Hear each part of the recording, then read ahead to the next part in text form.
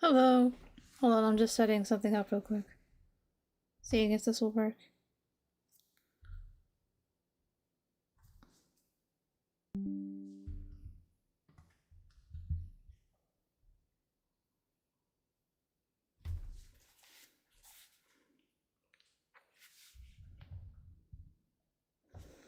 Just need to check if it's actually streaming it or if it's not. Oh yeah, fuck, I forgot. Wait. Hold on. I actually do. Hold on. Wait. Turn this off. Okay. And then I do this. Turn that on. And then... wait.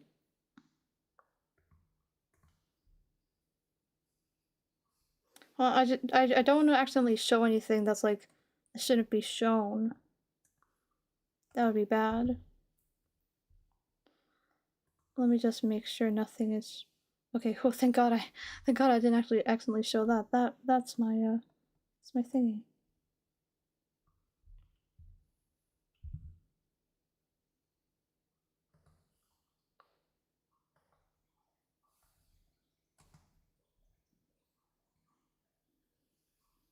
Okay.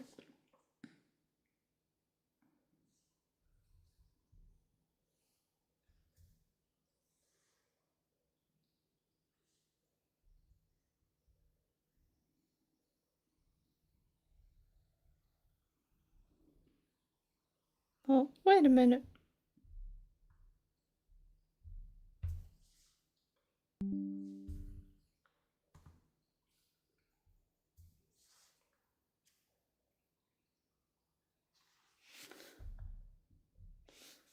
Yes, you can see the thing! It worked!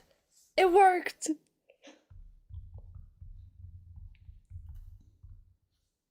Holy shit!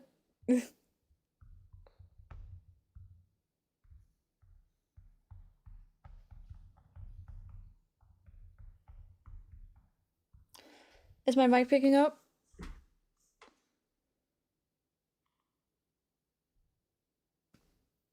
Hello.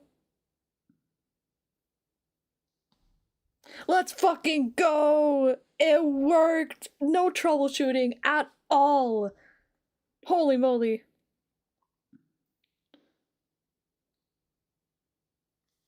You're getting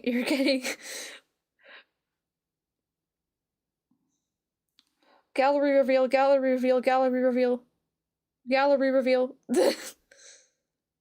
Where's my Bless Casa edit?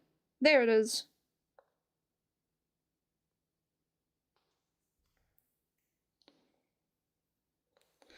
Thank you, Kanade, for donating your beautiful long hair.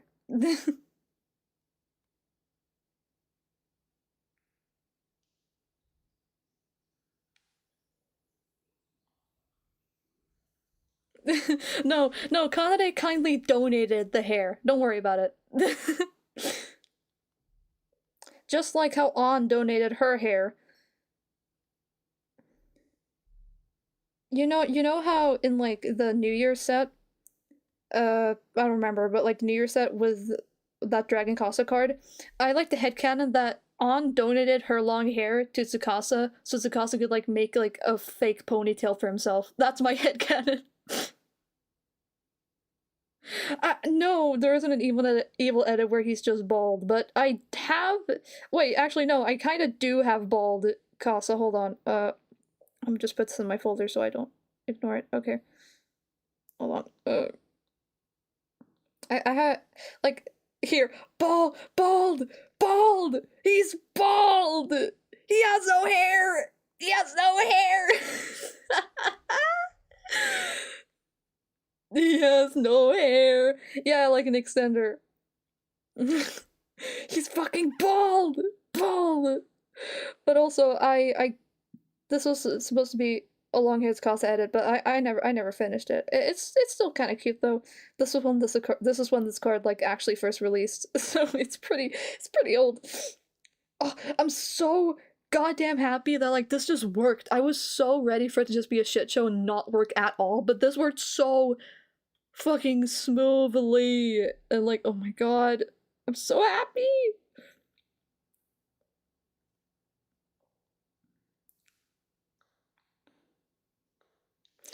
Ugh.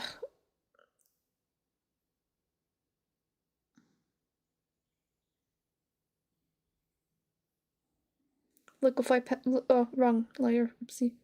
Liquefy layer, liquefy tool, my beloved.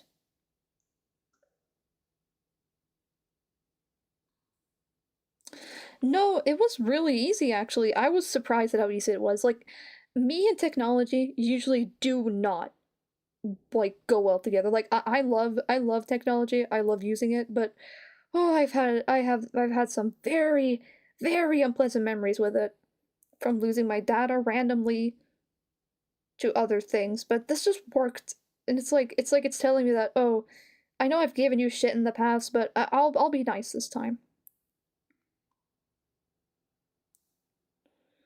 It for some reason it doesn't look correct, and it's getting on my nerves. I just keep grabbing more of Kanade's hair, hoping it will look good, and then it just doesn't.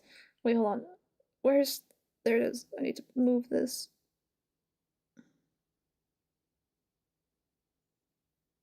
Hmm.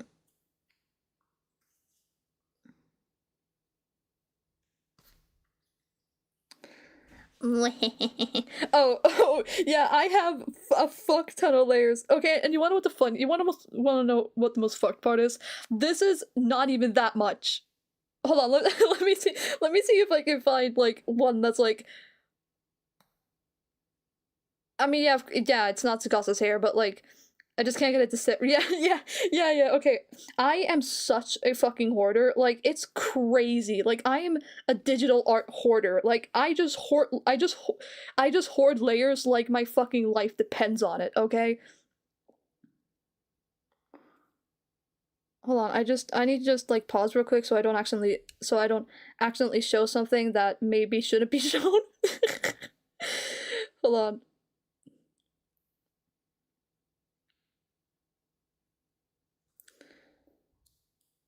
I have some private stuff in my gallery that I don't want you guys to see, for fear of getting killed. Oh, mama.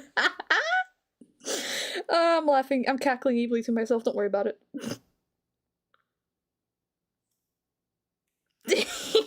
Wouldn't you like to know? Okay, I need to cover this up. Oh my god, I need to cover this up. If I don't, holy shit. Black! Everything needs to be black! Everything needs to be black. Oh, you do not want to know what I'm hiding. You do not want to know. I will be killed.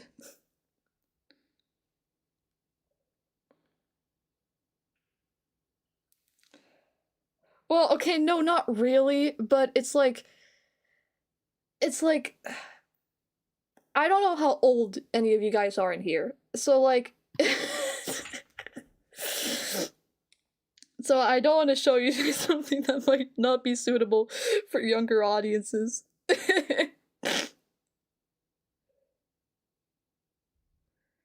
Yes, yeah. Actually, no. It's Casa 8 leaks. It's Casa 8 leaks in my gallery. That's it. That's it. Actually, this one didn't have that many either. Okay, never mind. I guess that like ominous like spiel was for nothing. Okay.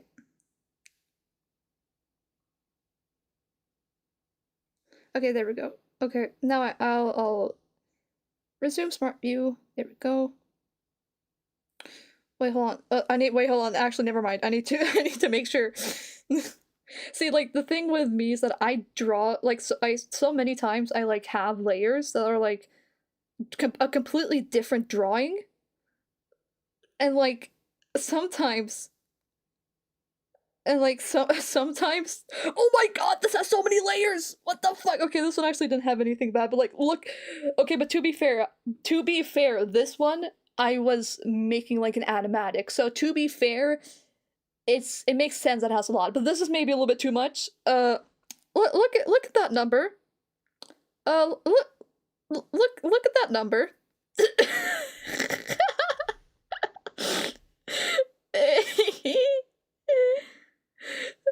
281. Okay, but to be fair though, I was making an animatic and like I had so many different ones.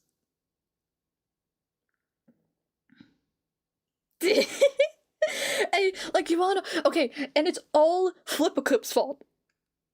It's all Flipperclip's fault. Okay, because back in the night, no, back in like the 2010s or like early like 2015, I used Flipperclip a lot. I have a love-hate relationship with Flipperclip because I made so many animations with it, but I also lost all of them because if you don't make your Flipperclip like thing a movie, it doesn't save the projects that you already have. And back when I first started using Flipperclip, I like I didn't like export them as videos because I used to be one of those like actually I can just show you guys because like I used to be like that kind of Flipperclip animator that wouldn't actually like animate, but I would like just like use it as a slideshow. Like I would just like I would just like do like are you're a real one if you used to do this if you like had like frames and you used to like do them like back and forth like this. Like I used to do that, so most of them weren't saved, which sucks.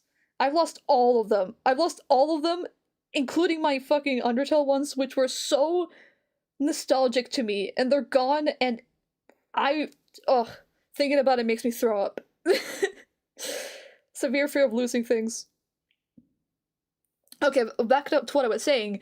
Oh yeah, Flipperclip sometimes does. Flipperclip's kind of silly, so sometimes it just sometimes you like go to a new frame and then you go back to the other one to change something and then you just can't undo anymore. And that happened to me so many times that I made it a habit to copy and paste every time I make a new change to something just in case I want to go back to an earlier version. Because Flipperclip will just sometimes not allow me to undo anymore. Like, it would be completely grayed out if I just moved to a new frame. So that's how we ended up with this.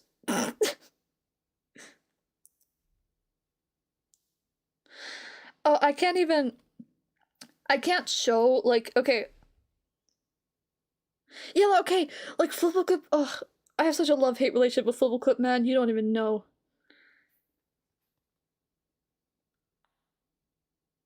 There will come a soldier who carries a mighty sword. He will tear your city down, allay, allay, alone. Allay, allay, allay. Okay, let me get out of this.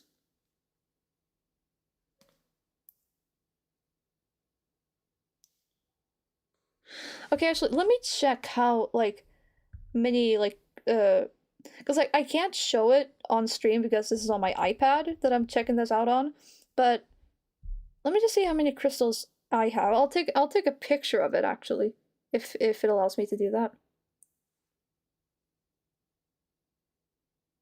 If the stream like if it stops displaying it, then that, you know why.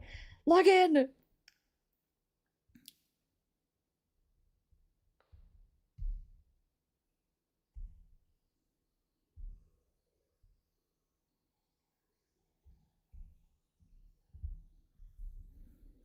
How long is this going to take? Okay, there we go. I don't know why I'm saving up so much, because like there's not really any need for me to do it, but I'm just doing it because why not? Okay. My gallery. Galleria. Okay, now I can. I have that many crystals. And the character rank reveal, ooh. Player rank reveal.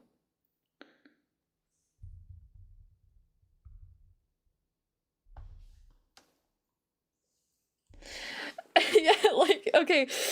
Like, I want to pull on Casa 6, but I also want to pull on the Valentine's Day set with, like, the White Day Trio returning, because it's so pastel and pretty, and I love it so much.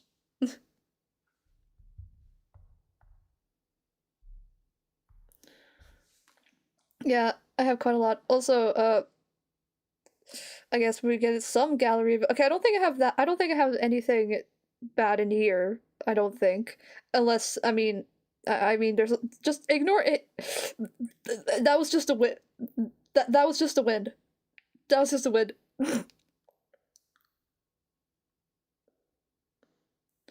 Oh, I love this. Okay, I have two accounts. One on EN, one on my phone and one on my iPad.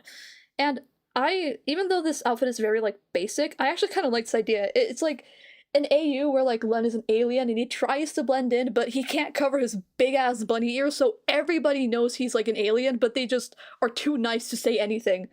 And since since that was the case, I made a Takasa one because I thought he would be like, my disguise is perfect, but he doesn't notice that, and they're like, okay, you're a normal human, we trust. I tried to make one with Rui, but I don't. I didn't. I didn't. All your cosplay theories were wrong. Goodbye.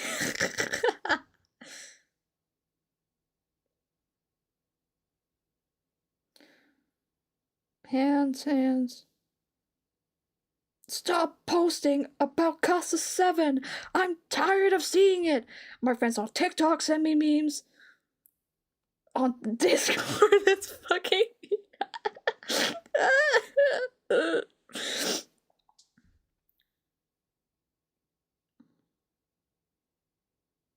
Oh, yeah, wait, wait. I can show some of my, like, unused, fucking, wrong path stuff that I never posted.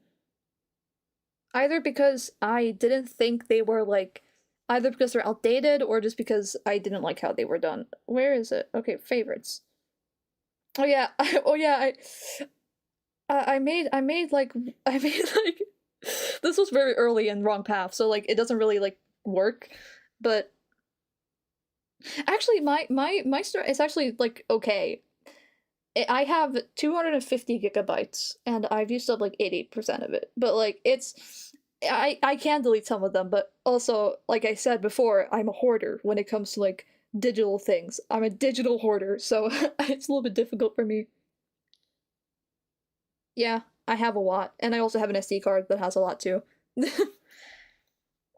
Yeah, but I made this like scene where it's like, I don't know, something something Sakake's a bitch, and then Len is like, oh shit, I need to do something.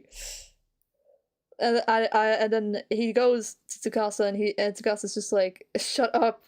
And Len's like, huh? It's like, I said shut up! And then he like breaks his phone, and that's why none of the Vocaloids can like visit him anymore, because his screen is too broken. I'll do better next time.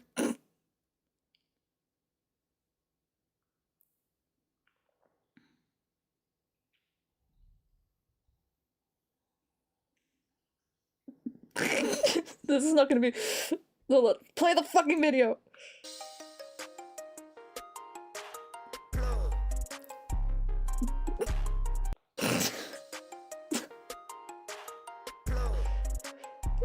Bruh.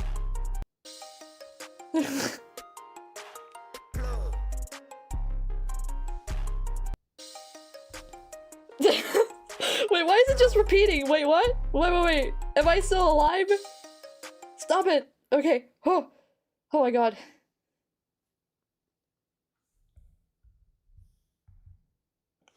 It was replaying in my ears.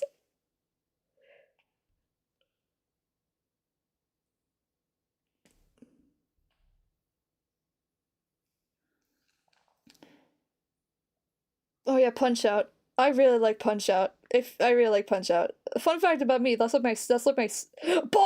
bald, bald. Oh, that was my face. Face reveal. Accidental. Why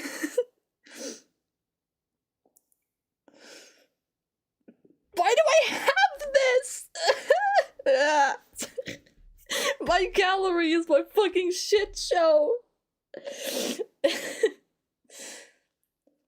Rumor has it that when it comes to music, you're kind of obsessed with penis music. Oh, and here was a fucking chicken nugget that looked like Among Us.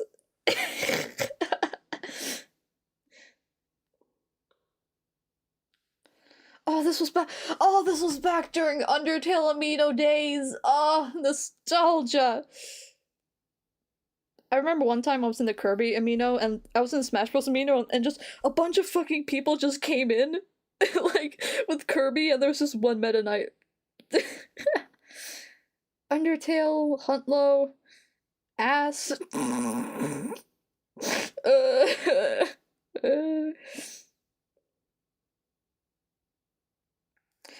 Casa, because obviously. No! Why don't you have balls? This was a sticker on Amino. I love that sticker very much.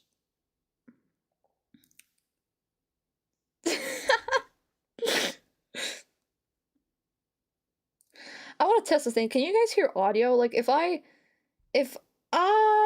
am Steve. No, if I go in here.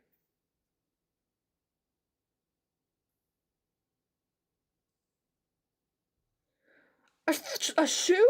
Well, that's not very nice.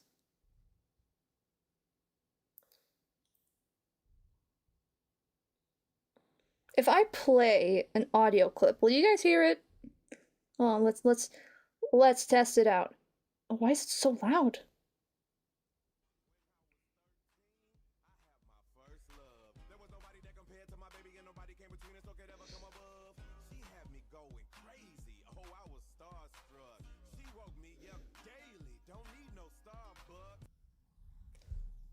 Damn, that's a shame.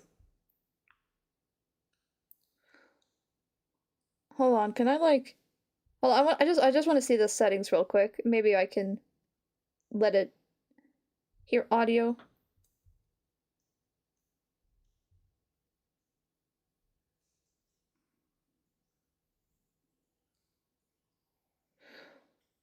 Oh, okay. That's why the audio was so loud. Okay, I get it. Up you go. Hmm. What more do I have in my gallery? I mean, it's just scrolling through it is kind of fun because I just sometimes even I forget what I've drawn. Like this. You know what? Fuck you. Steals his flag. With my old signature. Ugh. And my old DeviantArt name, bruh. That's crazy. Oh, we also have the man behind the slaughter.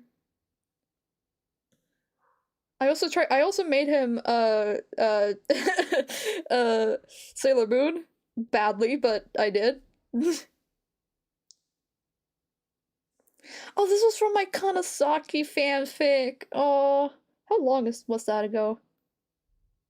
2024, bruh. I'm old. I'm old. Slash ref. Long-haired Ruri. And there's a secret to this one too. Oh, yeah, okay. I know people are like, oh, I'm Akikasa CEO, oh, I'm Rurikasa CEO. No, I am Kanasaki CEO. I am the CEO. I haven't said it, but I am. I was shipping them before the event. I wrote a fanfiction before the event. I shipped them before they had even interacted in the game.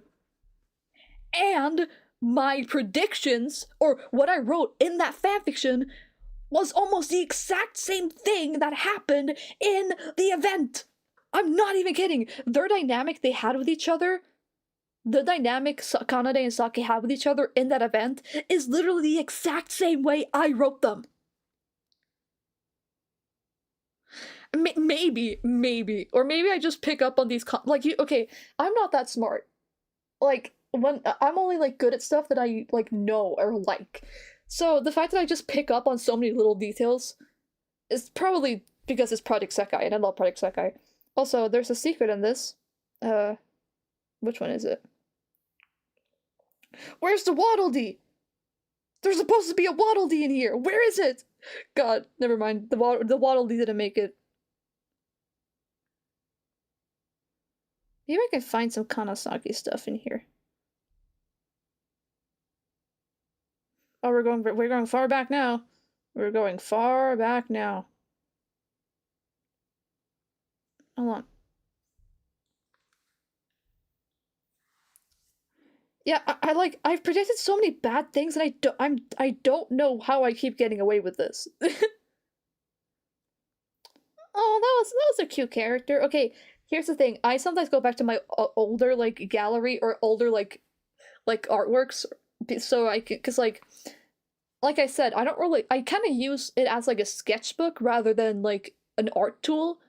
I have sketchbooks, but I like drawing on my phone a lot. So most of like my artworks, quote unquote, are just like a bunch of like smaller ones that I go back to. So I went back to this one because it had a few layers and I wanted a new start.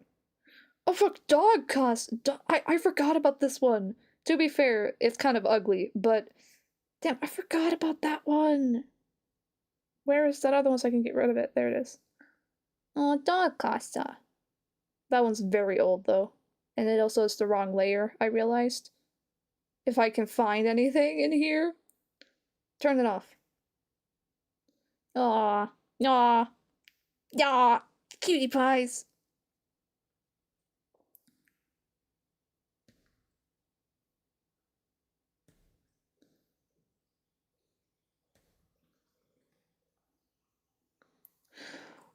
Oh, I love Honami, but I also voiced her in a fan dub, so there's Waddle Dee, I found him!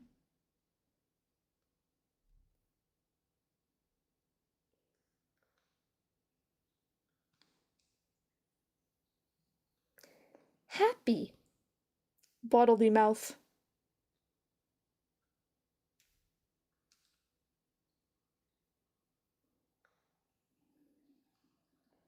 Yeah, maybe I could show some of my, like, oh yeah, I could show some of my, like, very, like, in progress stuff. Okay, I don't have much in All Out Motion, but I have some things.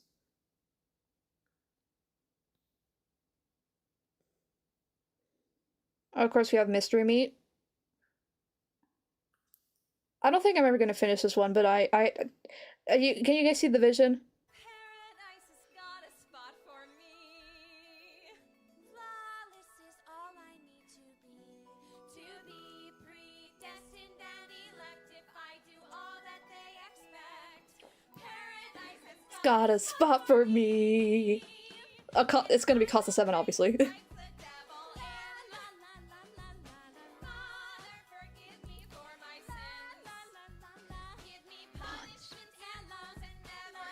And instead of never ending Sunday school, it's just never ending special training. Instead of never ending Sunday school, it's never ending special training! Because Sakaki gave him special training! In my AU, obviously.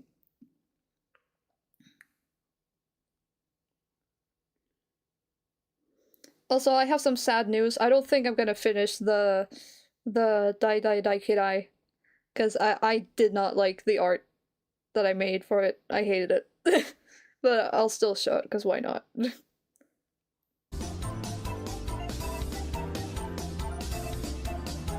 I did not like it at all, so I stopped. This isn't Project Sekka related, but I still really like it, so I'm gonna subject you guys to it anyway.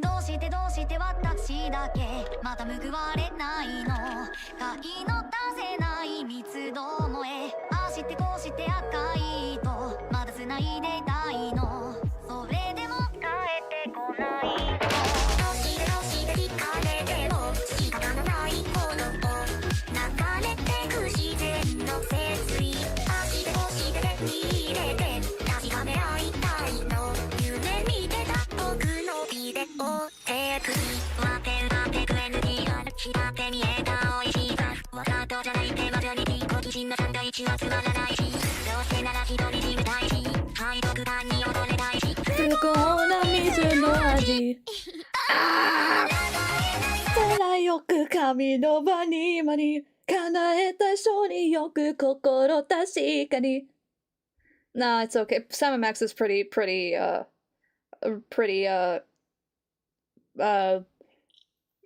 low. Not a lot of people know about it. Oh, this is the Sienna trend I never finished.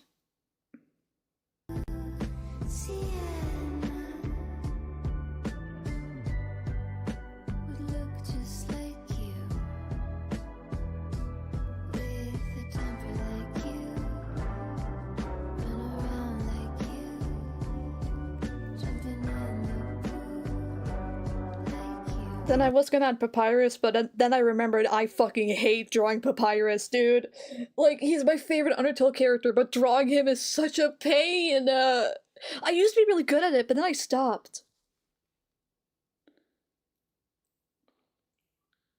Also, I don't know why this is called ass. It's not ass. It's just sometimes I name my stuff silly things. I actually I never finished Tangle the series. I watched like a lot of it, but I didn't finish it. Oh, we have Lonely Club.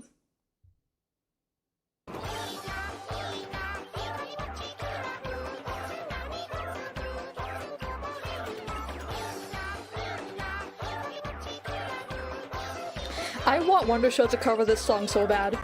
I want this song to be a Wonder Show cover so goddamn bad. Hmm.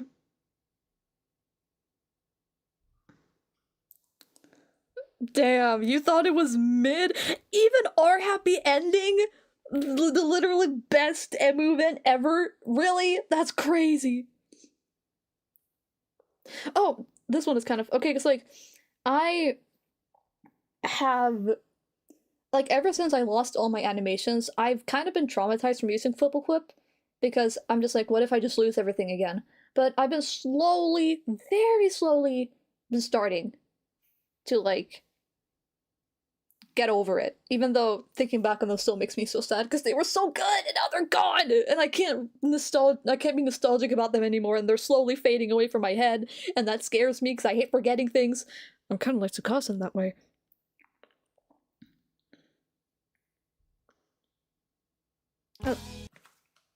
I am Steve.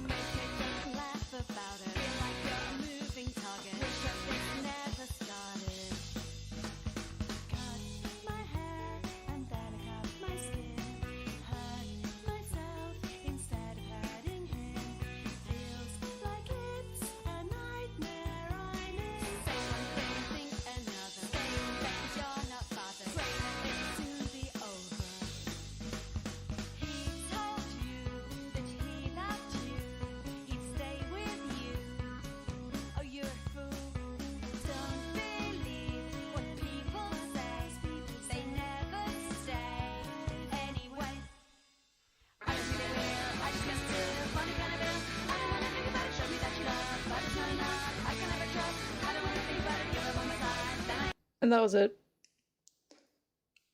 There's only one. Thank you. There's only one like animation that like I have like the files left for, and it's the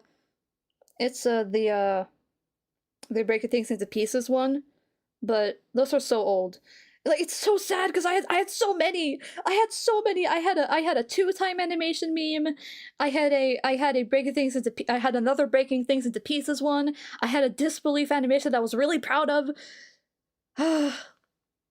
So many are lost, and they make me so sad. I would have loved to show them to you, but they're gone forever. Okay, now that I know it, now that I'm thinking about it, I still haven't gotten over it really.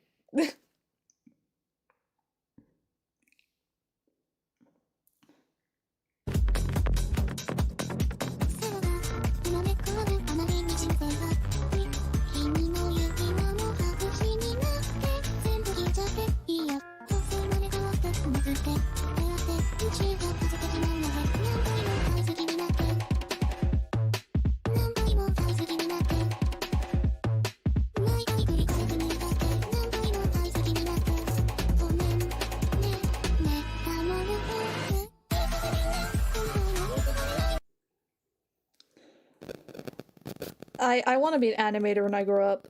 And I will be. A smile is so— oh, my Kara Kara no Kara, this is an old one that I didn't have the files for it, but I did have like an in progress animation I posted on YouTube, so I was thinking of remaking this one, but I haven't remade all of it. Maybe I should just skip to the parts that are—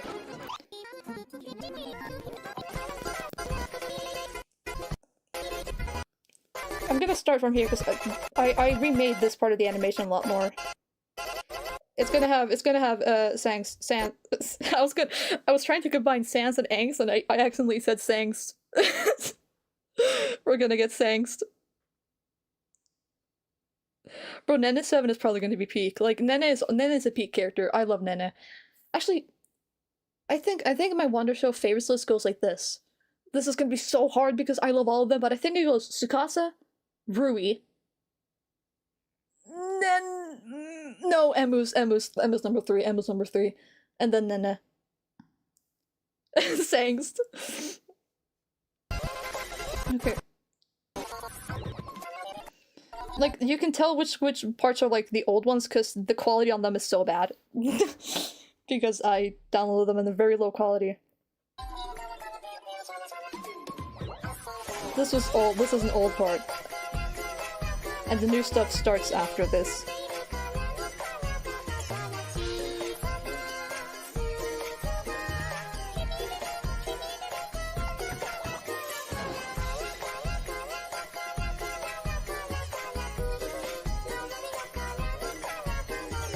And then it's gone.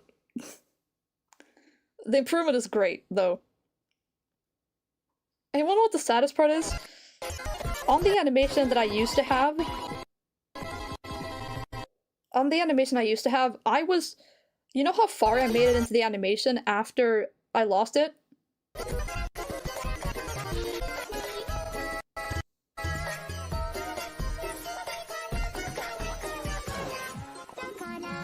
I made it to that part. And then I had only like one single frame I need to do left, and I never got it done.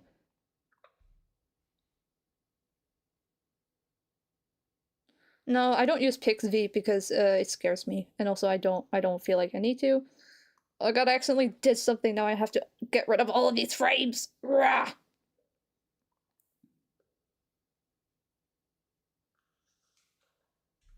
No, Asahi, I wanted to come back so bad. I miss him. I miss Asahi so much. Like, okay, he was there in Casa 6, right? But then in Emu 6, they said he had gone missing.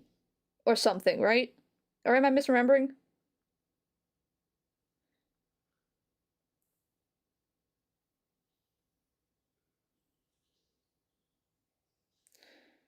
Yeah, okay, my theory is that Asahi, I mean, it's heavily implied that Sakahi got his fucking grubby hands on him.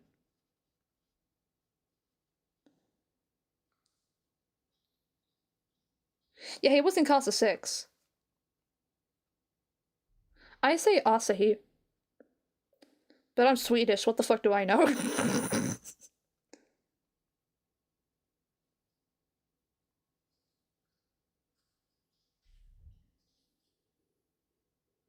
Fly high Asahi!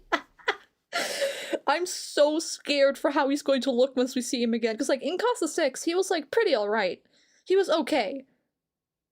But I don't remember, like, what... I know Tsukasa and Asi had an exchange. Like... I know Asi and Tsukasa had an exchange at the end of Casa 6 that was hella gay. That was, like, hella, like, Skate the Infinity coded. You! Commenting was optional!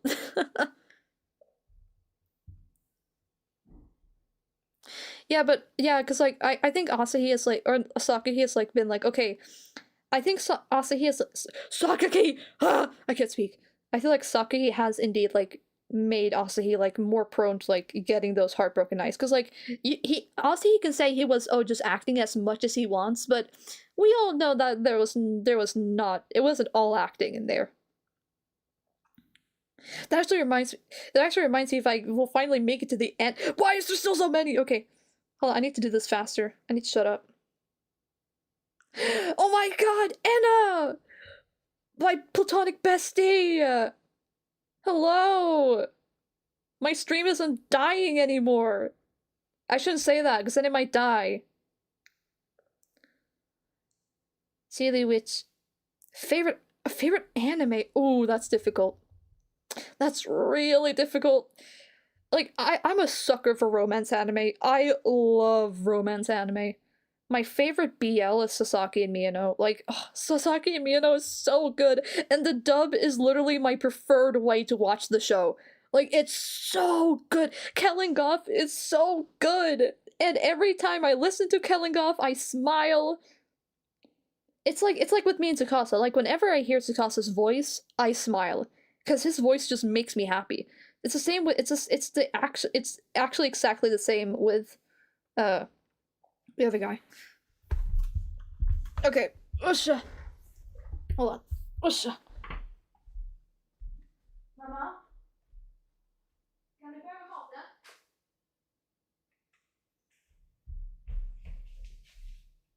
Wait, hold on. I need to get blue light. Hold on.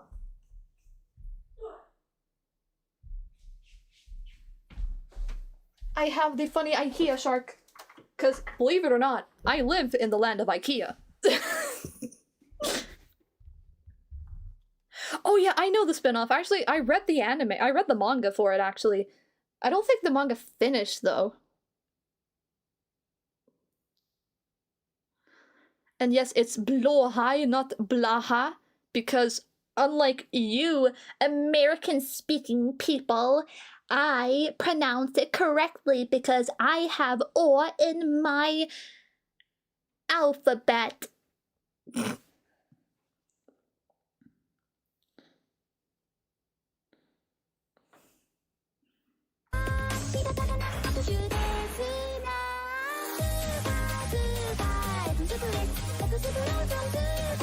Never finished it and probably never will. I have so many of, like, I never finish. I never finish anything. I can't focus on a singular goddamn project.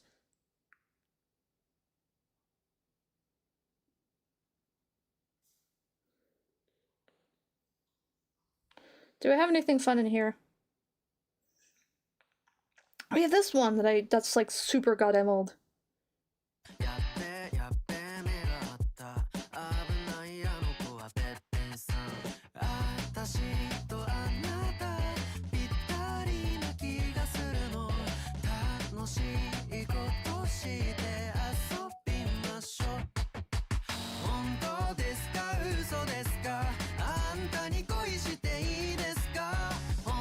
Yeah, Emma, do you remember this one? I showed this to you like forever ago.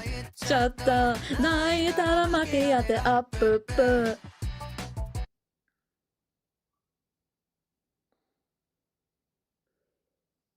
これで何回なあー今すぐ会いたいなで気持ちがループループするそれ以外話せないトゥトゥルルトゥルトゥトゥル Ah.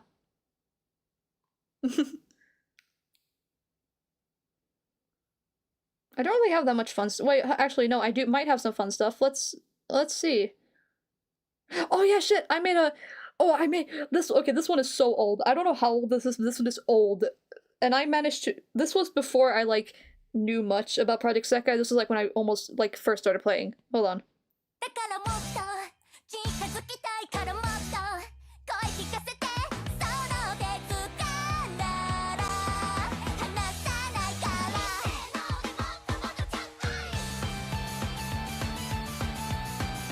I don't actually.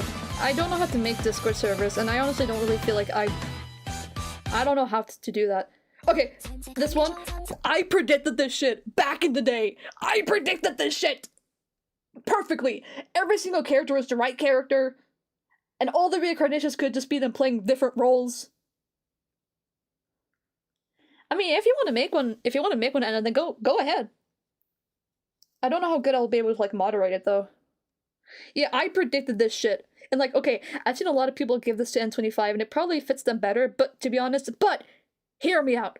All the different reincarnations could just be different roles they are playing that will mirror their personality somewhat. And the ones that don't really have anything in common will just be given to Miku. I also think they would slay the song. Past me, they did slay this song.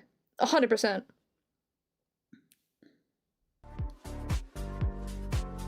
Naoki Toya, Night Dancer. And, oh, this one is so good. Wada. あなたの私、私も孤独じゃない。全く孤独じゃないの。This was made before Mafumon like tried to get better. This was before the Mafumon start redemption arc happened. I really want this song to be added again. I really want this song to be added. Nothing's working out. Also, this was a lot of these are outdated because I mean, yeah, you can do that if you want. When I was making this, there are so many angst events on JP for these two, but there aren't really that many anymore. Okay, this one, this is purely self-indulgent. This is purely self-indulgent, but okay. I was gonna get this N25 at first, since I already think their vocals suit the song, but let me indulge myself with some Rui Casa just this once, in parentheses, lie. Not only do the lyrics work with them, but the growl potential, hello? I would literally burst into a bunch of queer confetti. Okay, now I want you guys to listen to this, and tell me if you see the vision.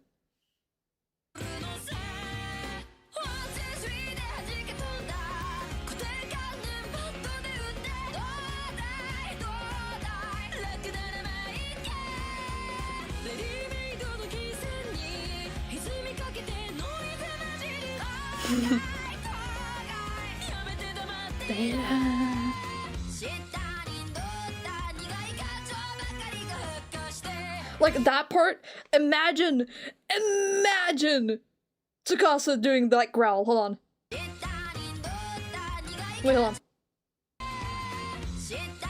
No, that, like, oh my god, I would die. And then, oh, light. Oh my god, Mafana mentioned. Anna, you'll love this, it's Mafana mentioned.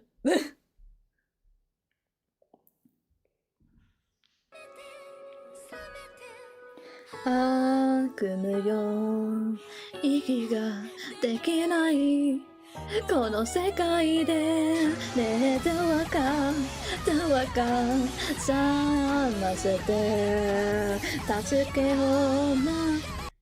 love Mafu and this was before I had even like read the Mormor Jump main story. This is how old this is. Okay, Sutamayo, love Sutamayo.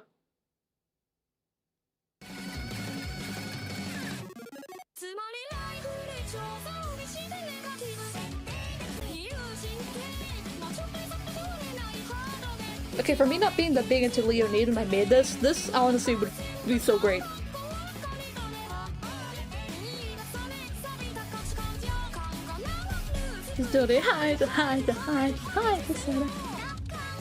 Yeah, that one's really long. Oh, Darken is such a good song!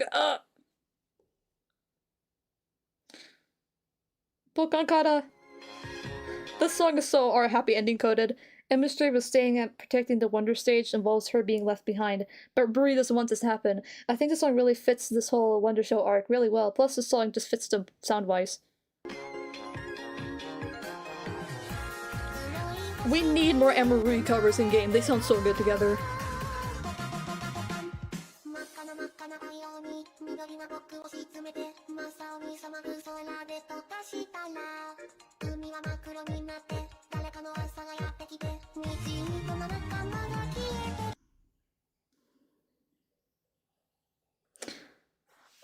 I wanted this to be I interpret this didn't get added as, I mean it got added, but not in the way I was thinking. I interpret the song as fake it until I interpret this was also when Mesmerizer was pretty new. So it's like, I interpret this song as fake it until you forget your true self. And I think that fits these two really well, at least for early N25. Mizuki giving advice even though themselves are too afraid to show it their true self. Mafi masking herself behind a good girl persona because she herself doesn't know who she is anymore. Also, I think it would be fun for the Miku Snaps part for Mafi to put on her good girl act. Oh, it's so good. Oh, okay, I love Ameri. Okay, this song's so fucking good!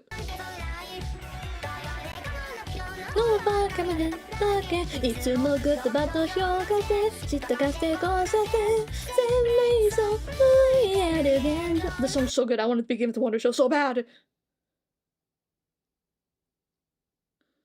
Actually, this song would be more like Nene Casa coded, honestly. This was before I realized how peak Nene Casa was. And that's it.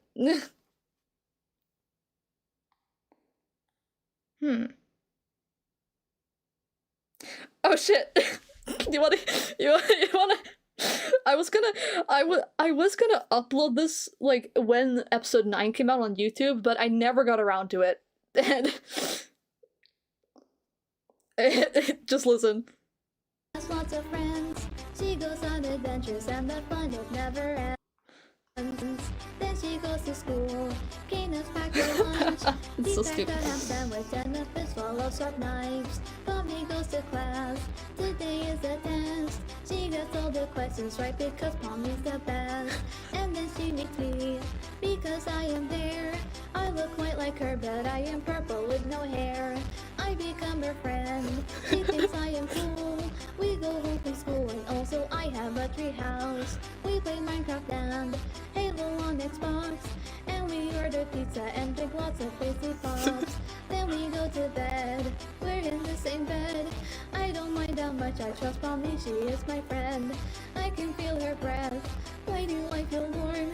I feel something I don't think I've ever felt before. The next day at school, me and Pom don't talk. I don't even see her on the normal route she walks.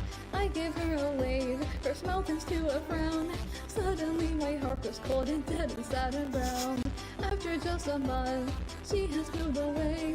My treehouse so smells like her, what happened on that day? Now I'm 24, I live with my man.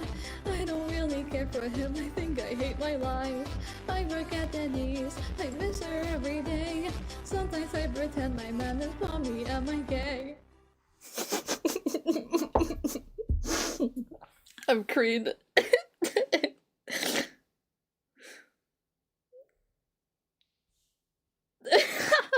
It's based on a pre-existing thing. What's hiding in here? Nothing. Wow. Oh yeah, this one. I spent so long with the running animation, but I never figured out how to like composition everything, so I just gave up on it.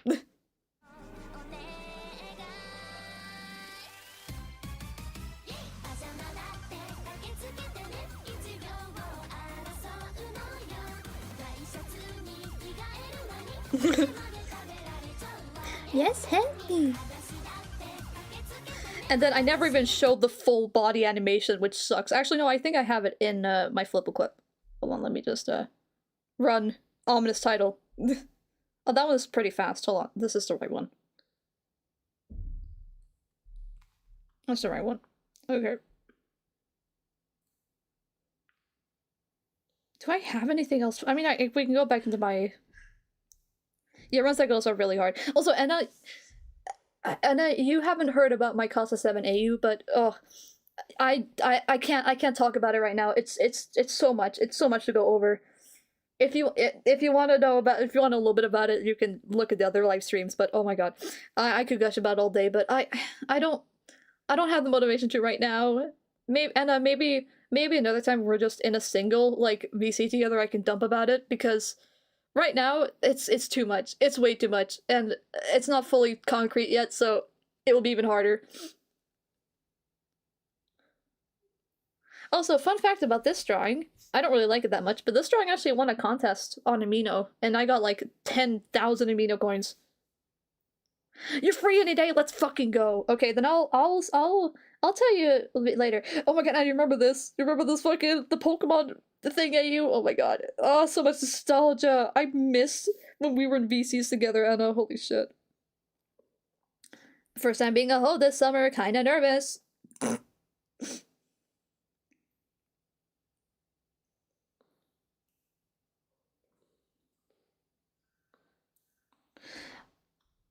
Oh my god, lesbian bait February.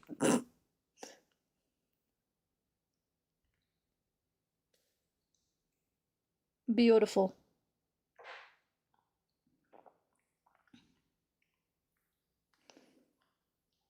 Oh, that one's so old. It's so old. You're so old. Where's your parents?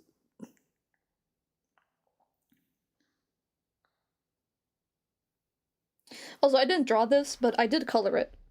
The original, this is the original one is this. I found it a long time ago, and I decided to color it, and I really like it. Hold on.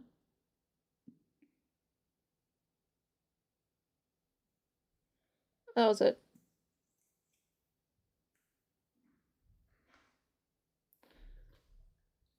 Oh, 言ってるね、君と僕ら素晴らしい。ああ、タイムラインに乗って。Oh my god, guys. Yeah, just Hey guys, check out my rendering brush. hold on, I just need to make sure.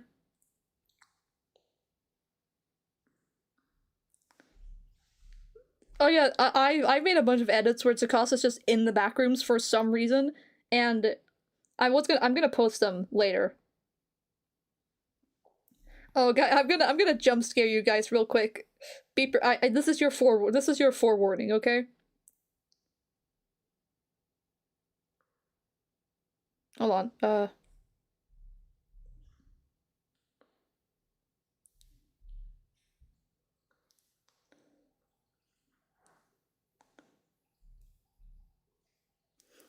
Isn't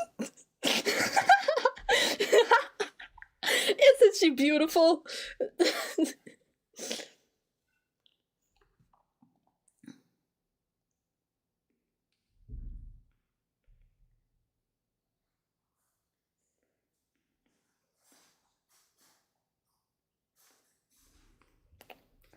Also, I love this card edit. I love this card edit. I haven't gotten rid of all of the hairs, but hold on. Also, watching my what you call it? It's like time lapses is so weird because I draw like 5 billion different things. And also, this is way too long. You don't want to sit through that.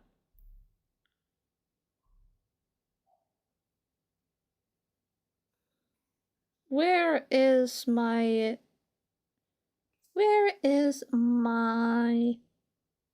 microphone? Hold on. Oh my god, it's Shitkiki, it's Shitkiki! I tried to do that one trend, but it didn't turn out well. It didn't turn out super well.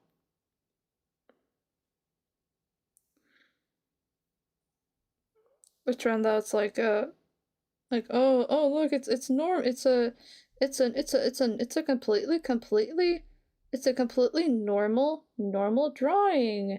Oh wait, it's not. Why did somebody just write Tema Tsukasa Twink? Oh yeah, it's because of the card edit. It's because of the card edit.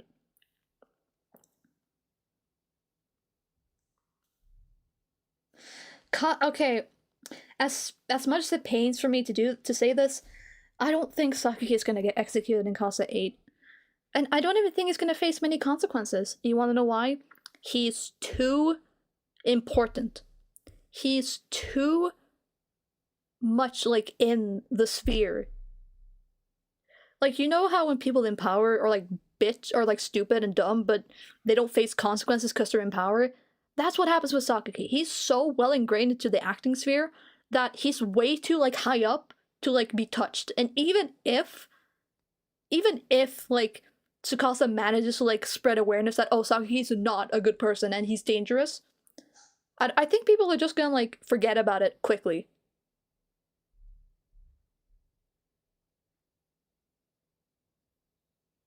Yeah, I can send you one of my art. Hold on, let me just see which one. Oh yeah, hold on, use this one. Use my Casa one. Hold on, let me just pause Smart View. Save image. Go to Discord.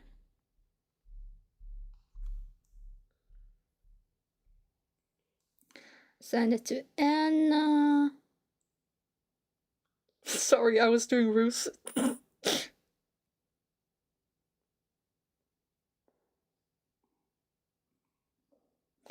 Or actually, maybe you could use like my OC. Actually, hold on, I'm gonna send you. No, actually, no. Use that one. Use the Tsukasa one. There we go.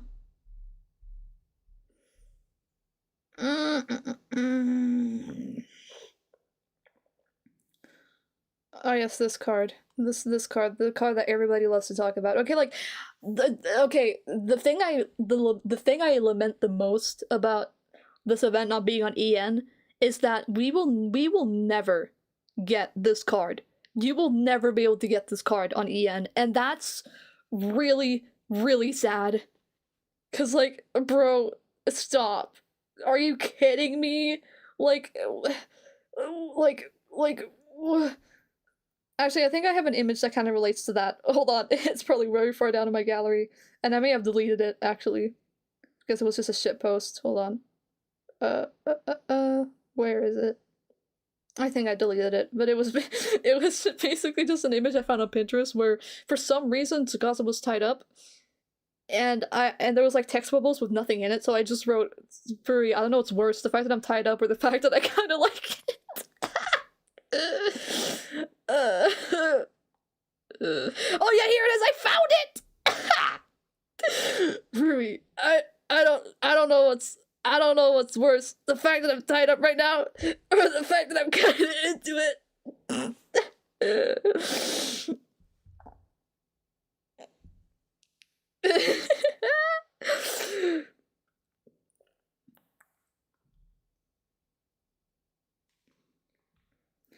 I also made a few card edits where where instead of having like traits, instead of having more of her mom's traits, Kanade inherits more of his dad's traits. I never finished it though. that's something you'll notice a lot. I make a lot of stuff and I never finish most of them. Oh shit, this is a card edit, a very minor card edit that you can barely see, but I made Tsukasa cry. And I gave him fangs, for some reason. Did I make his hair longer? Hold on. Hold on. I did! Why did I edit his hair? He's crying because of the Phoenix event. Oh shit, guys! Oh my god, I had an old like thing where I was writing about my ADHD and I was saying how I related to Tsukasa in the Phoenix event. I want to see if I still have it. I think I do. Hold on. Namnlöst dokument, namnlöst dokument, namnlöst dokument, namnlöst dokument.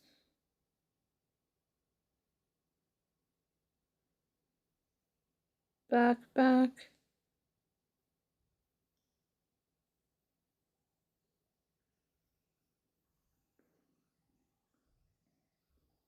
Oh man, it's not here. That's a shame. Hold on, maybe it is. Maybe it is. Wait. Is it in?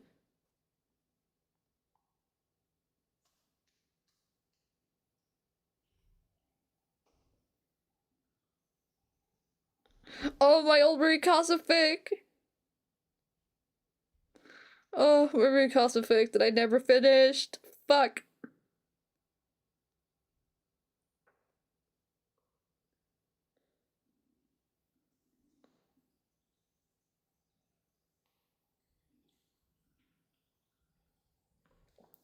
Oh yeah, my fucking Undertale AU that I never finished. I've been on an AU kick, apparently. Cause, okay, like the thing is, I'm not gonna finish this AU probably because it's a lot easier to work on an AU that already has an established, like, canon with Tsukasa, or like a Project Sekka, but like this was like complete, like the only similarity is that it has Undertale characters, but like literally everything's different. Everything is different. Everything is different. Oh my baby! My baby! Hold on, wait, my baby! My baby! My baby! I love the design I gave for him. He's so cute! So cute! So cute! Don't mind that his feet are the other way around. I fix that later.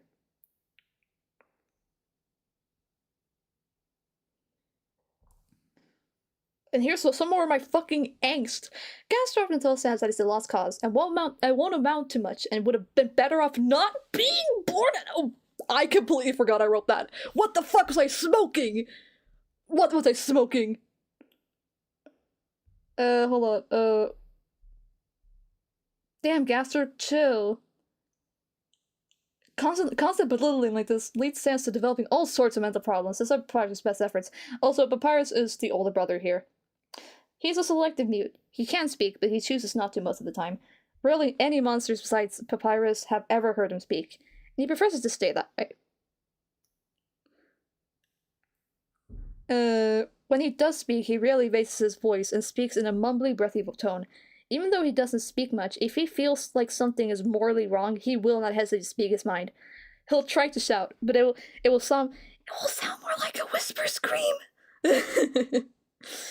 He has low self-esteem, that's nothing new, and a strong desire to make himself feel useful, which eventually leads to him getting Papyrus killed in an attempt to help him fight the human. He is very much against killing, and the mere thought of it triggers him. He has heterochromia, most of the monsters have the ability to check another monster's level at birth, but since Sans was born weaker than most monsters, he gets the ability later in life. The conflict is kickstarted. Actually, hold on. I need some more back. I need to give you guys background. Hold on, I skipped ahead. Sans wants to be the royal god. He's claims of becoming one, but he can't because he's too busy taking care of his Sans. Since Gastro, the actual father, would rather devote his studies instead of raising his own kids. He's very good in combat, and unlike his Undertale counterpart, he will kill the player. He is a lot less optimistic than his counterpart, and is less trusting of others. He cares deeply for his brother, and is his primary caretaker. He does the best to ensure that Sans has a better childhood than himself. He's fiercely protective over him, and will do anything to keep him safe, even if it means putting himself in danger. Ooh, the irony. The reason his combat skills are so good is because his mom was a war survivor, so she would spar with him from time to time. I also think she may have trained Undyne as well, the mom. Gaster have a strained relationship, due to Gaster constantly belittling his brother. He hates how similar they look, so much so that he always refuses to wear the glasses. He always refuses to wear his glasses that he needs in order to see, but when things get dire, he will reluctantly put them on. Gaster is a bitch, we all know this. After the death of his wife, Gaster goes distance and locks himself away in his lab, building resentment towards his two kids as he becomes more and more obsessed with the idea of bringing the dead back to life. After some kind of experiment fails, he is presumed dead, and Sans Papyrus is the only one who remembers his existence. I like to think that Papyrus saw his last moments, in which Gaster says something cryptic. Our existence, it was all meaningless. Before his wife's untimely death, Gaster was mainly researching soul power, in an attempt to find a way to break the barrier.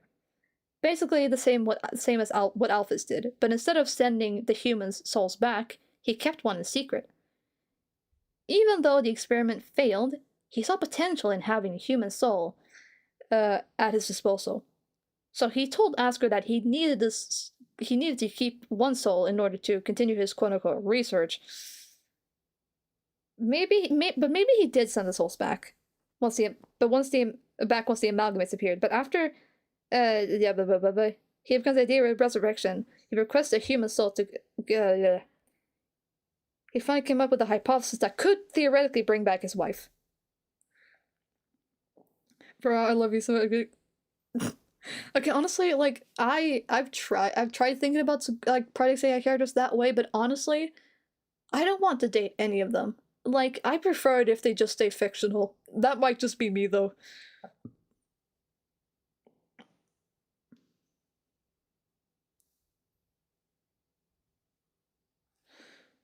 I have Recast as my wallpaper because they're my babies. I love them. My lock screen is Recasta too, but I don't want to show that because I don't want to show anything encrypting. I just lost my train of thought completely. Oh yeah, wait. Wait. Oh yeah, yeah. Oh my god, me too.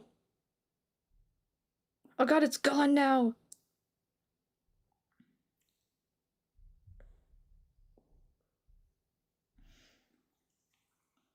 Guys, I did write some stuff in the wrong path.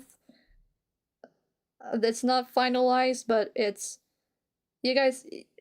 Well, I think my food is done soon, but I would like to voice this, guys, for you guys. I feel like Saki, when Saki leaves, like, Tsugasa goes back, and he's like, where's Asaki? Hmm? Oh, him? He left. Tsugasa's still... He left? That's correct. Tsugasa feels something well up inside his chest. Seeing this, Sakaki smirks and puts a hand on his shoulder. Don't be upset. He just didn't have what it took. He just didn't have what it takes. He probably saw how good you were and knew he couldn't compete. Still, I wasn't expecting him to just give up like that. He smiles and looks back at Tsukasa. But I know that you would never do that. Tsukasa freezes. I know you would never pass up my help. And like, because Tsukasa was like, maybe I should leave, and then Saki says that, and he's like, okay, I won't. Yeah? Oh my god, chicken nuggets! Hold on, I'll be right back, guys. Don't screenshot this, I will kill you. / silly. This is confidential! Hold on, wait. Hello guys, and welcome to my chicken nugget mukbang. Hold on. Wait a second.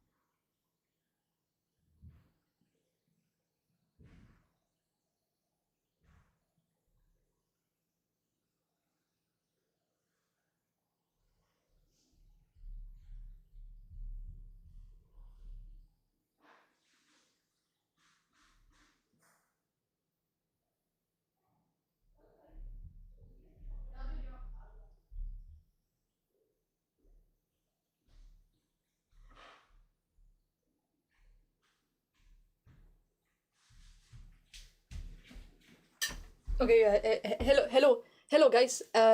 This is my chicken nugget mukbang.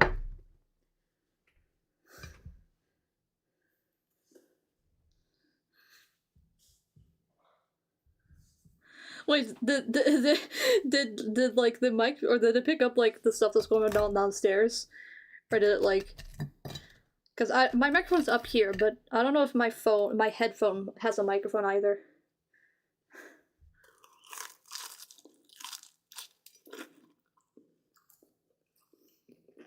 Oh, tack så mycket.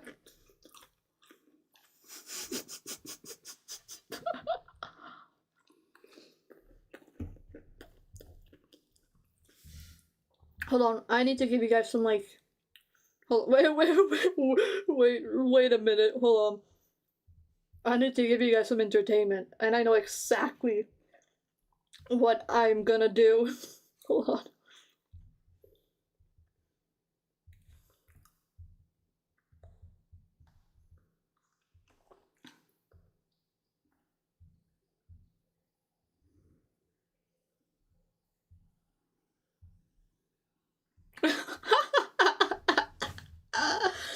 Oh my god, guys, since I'm eating right now, I'm gonna hold on. There you go. There you go. Have some Subway Surfers. Now you guys will never get bored.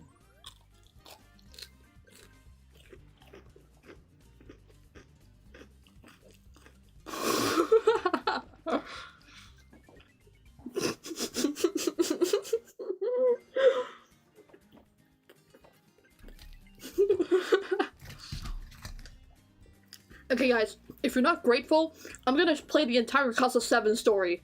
You better be grateful.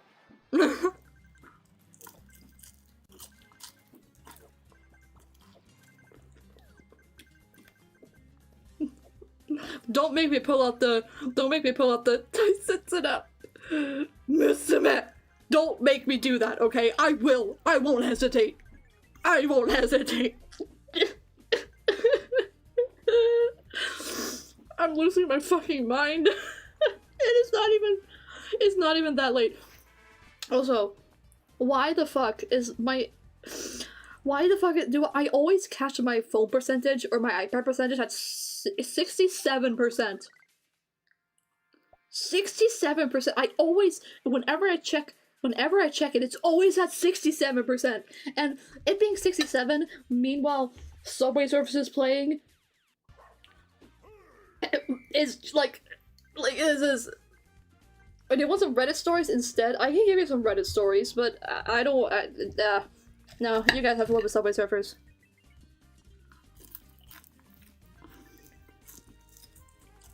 Oh, into the 6-7 Takasa card.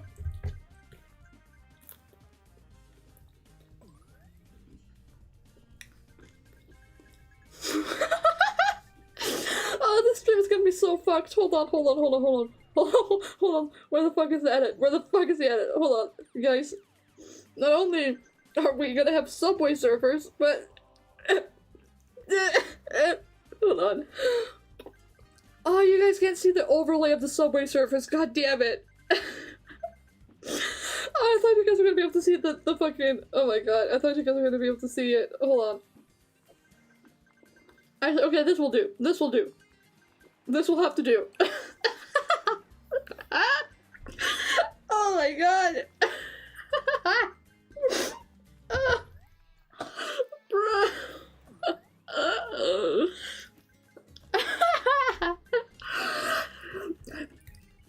Lickstreet, you did this.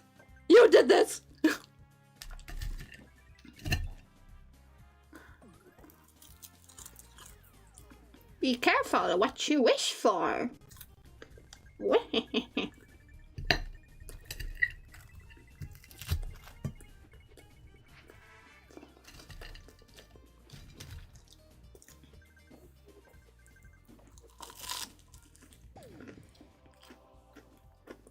Okay, fine.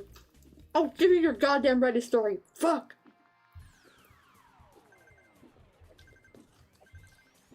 Oh, you're the Reddit stories and Subway Surfers. This isn't my story. This is someone who works with me.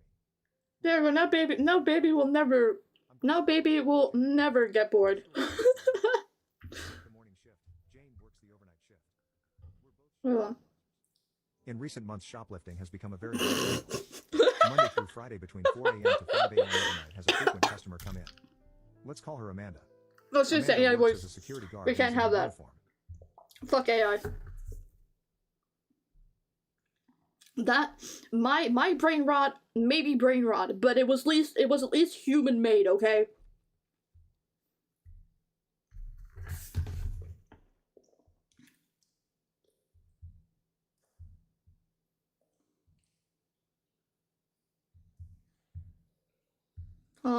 What's your true life story? That's also AI. Will believe. It's okay, this fucking ad pisses me off. This ad makes me want to kill someone. It is a story you play on OOC available anime. You actually get out of my face! I gave My husband's sister died from falling down the stairs. Okay, 6 I'm sorry. months I don't think we can find any that's not AI. I'm sorry. It's all AI. It's all AI. I'll just go back to the regular Subway Surfers.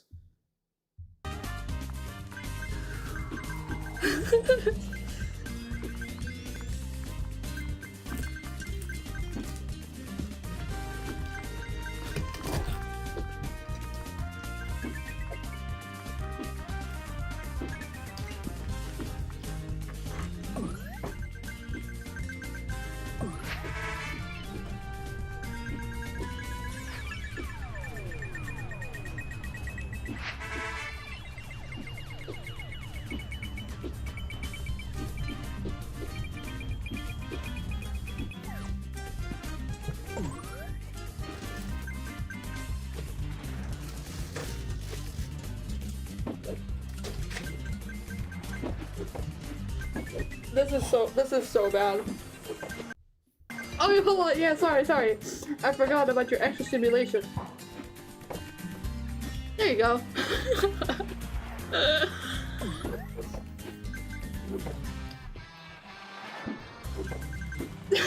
Oh, hi, explosion. Okay, so I'm eating food right now, and I didn't want you. I'm eating food right now, and I didn't want you guys to get bored, so I put up Subway Surfers. And then somebody said 6-7 Tsukasa cards, so I pulled that up too, so, and now we ended up here. They missed some coins. I need to finish my food quickly, holy shit. Oh, he died.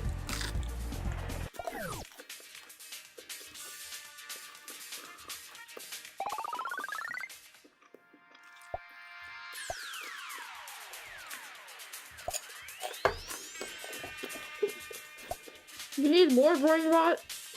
Oh, I don't think I can give you any more brain rot, I'm sorry. I can only have 2 things up at once.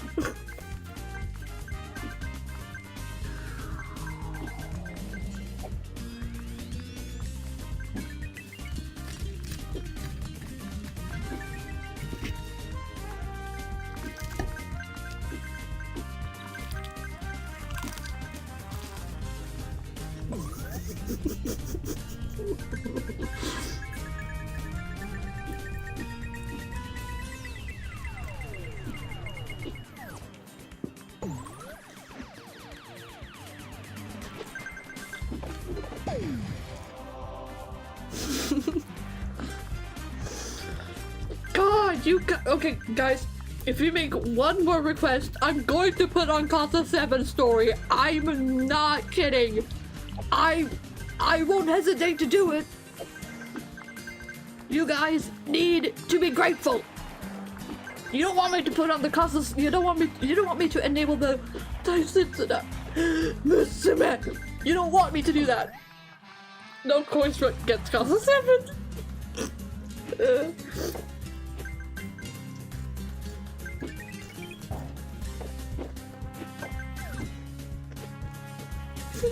Oh yeah, Michi. I'm just eating, so I needed to give you guys a stimulation. So we ended up here. Okay, so we may have made some requests. Okay. You can say that again.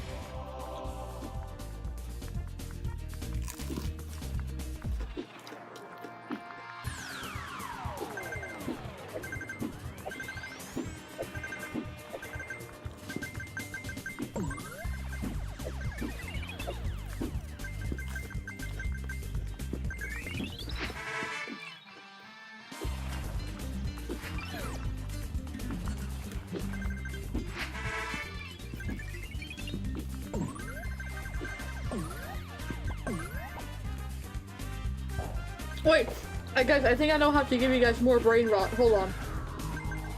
Open a split screen view.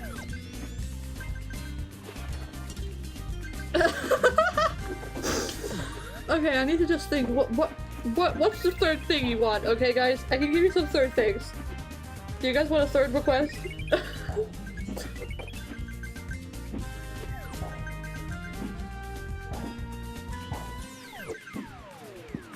Slime videos, that's a good. Well, I can't do slime videos because YouTube is already in use, sadly. Oh, Akiyama Misaki? Okay. Just. Okay, I can give you some. I can give you Misaki. I can definitely give you Misaki. 100%. Hold on. Don't worry that the screen is closed. Don't worry about it. Don't worry about it. Don't worry about it.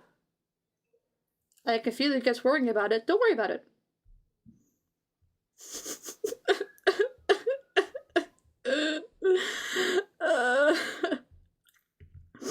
I'm not looking at chat because I know I already know what you guys are typing, and it's not going to stop me. I'm sorry to say, this has already been written. It was written in the prophecy. The prophecy foretold this.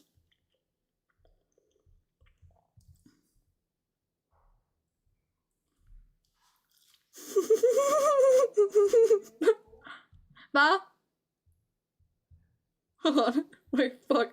Wait, this bit is taking too long. Wait.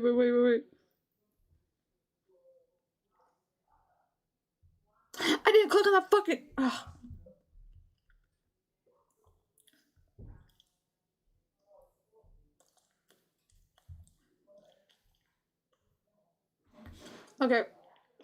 Okay, here you go.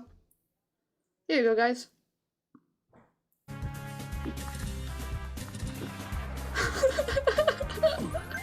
Here you go, guys.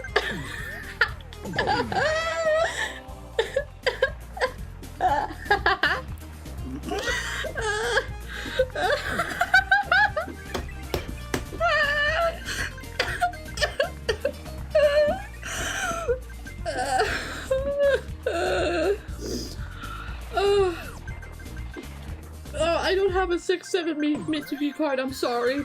I can make one for you if you want. It'll only cost you $10 million.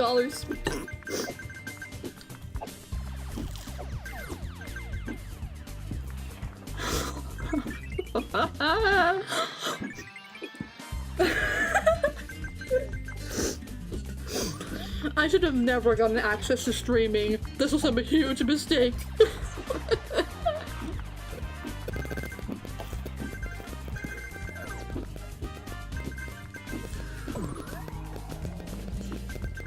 Honestly, I mean, technically speaking, I am high. I am on drugs right now. Just prescribed ones. Whether or not they're still active is up to debate, however.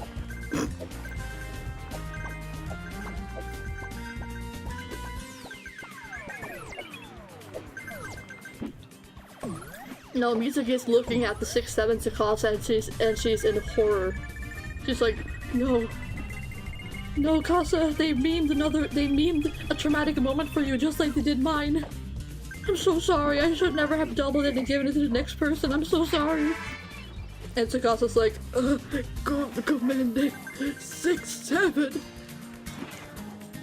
Tied it on a night.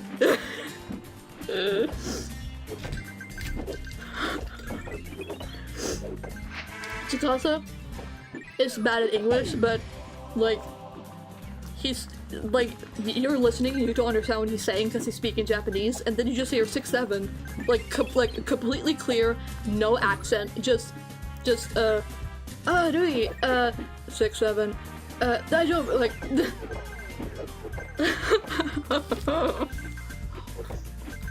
it's like when you hear a language you don't know, and then you just hear a word that you just know, like that. This is basically this.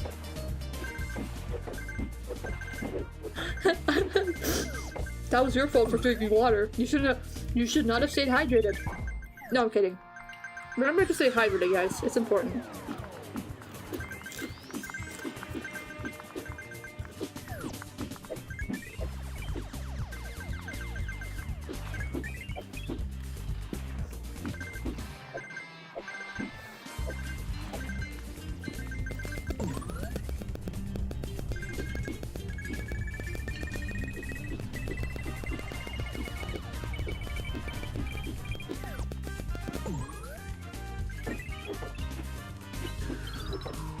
There we go.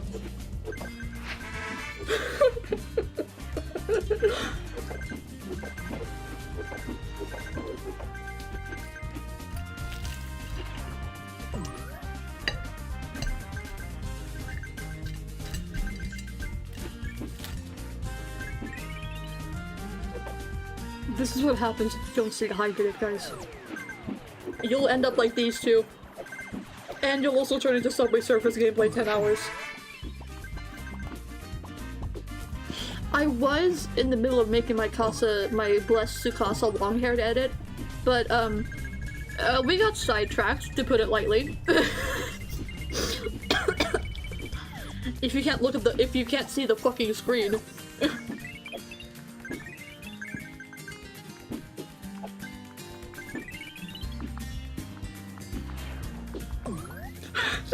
There were some turns, yeah.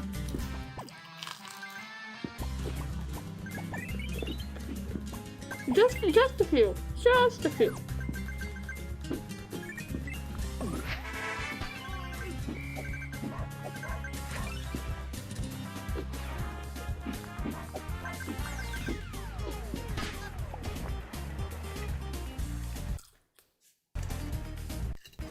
Damn, this guy kinda sucks.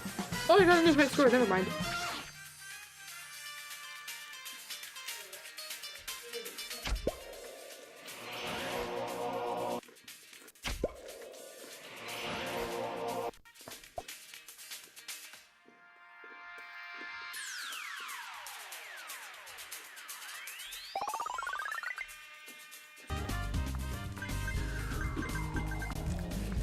Yeah, he did die, but he got a new high score, which is pretty good.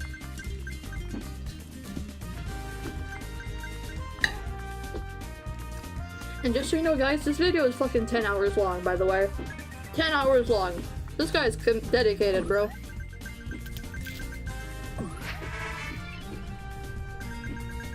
I mean, he's been playing for 10 hours. Of course his reaction times are gonna be a little bit slow.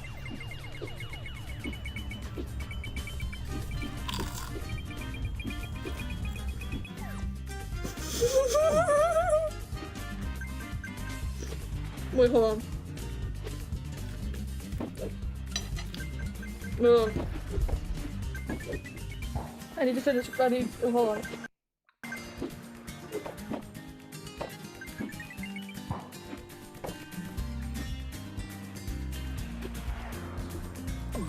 Tsukasa-senpai?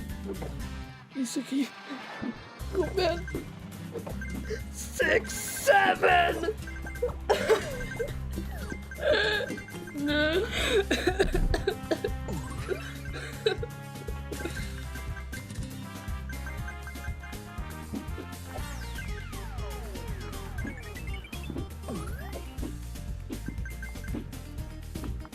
How was that? Was that good? Was that everything you would have hoped for and more?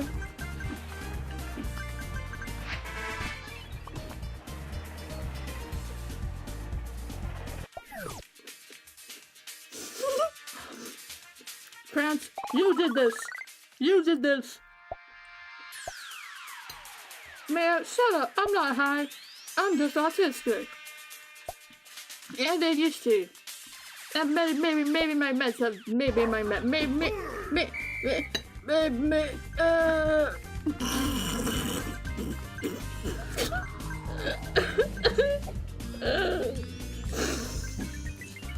It's not that funny. I need to calm the fuck down and eat my fucking fries.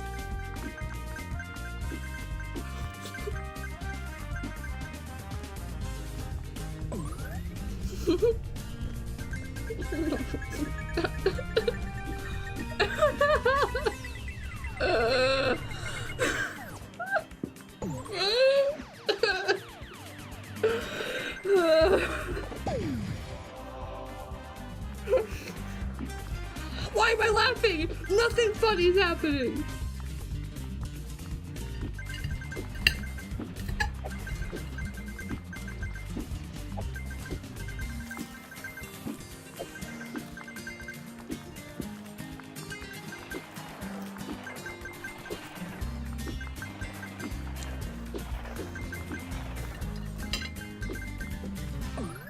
I'm glad you find this funny.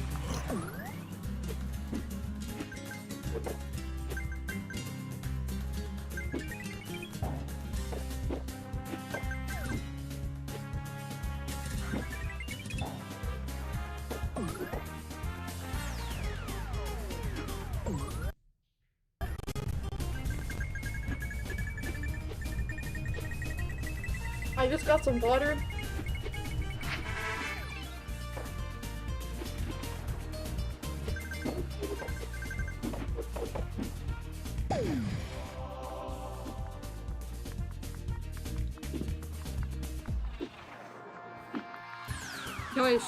Guys, I have a brilliant idea.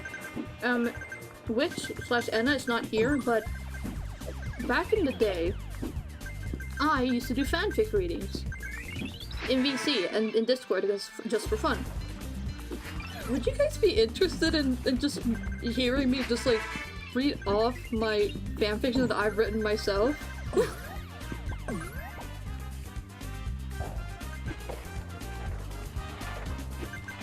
Okay, I'm gonna first I'm gonna read the stuff I wrote about the wrong path at you, just like verbatim, just because I want to show you guys, and then after I'll do that. Oh yeah, okay, I'm gonna do that, guys. I'm gonna do that. I'm almost done with my fries. Sorry, I forgot it was on my screen, and then I looked up and I just saw Mizuki looking at 6-7 Tsukasa and the Subway Surfers, and I'm fucking dead.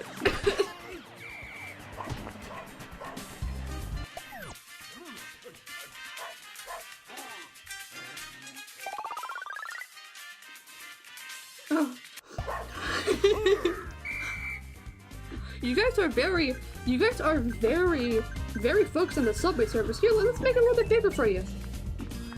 It's not covering Mizuki. Are you happy? Hold on. Wait.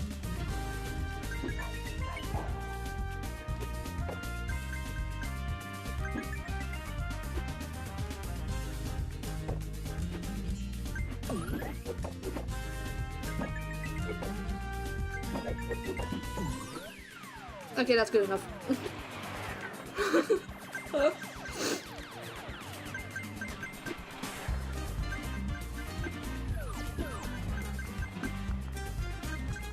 I think where Tsukasa sees Tsukasa during... Oh, that would be so cool, actually. Like, that would be so cool. Like, would one of Tsukasa's other friends be able to, like, snap him out of it? Because, I mean, he hasn't told Mizuki to not talk to him. He's only told his friends to not talk to him and his family.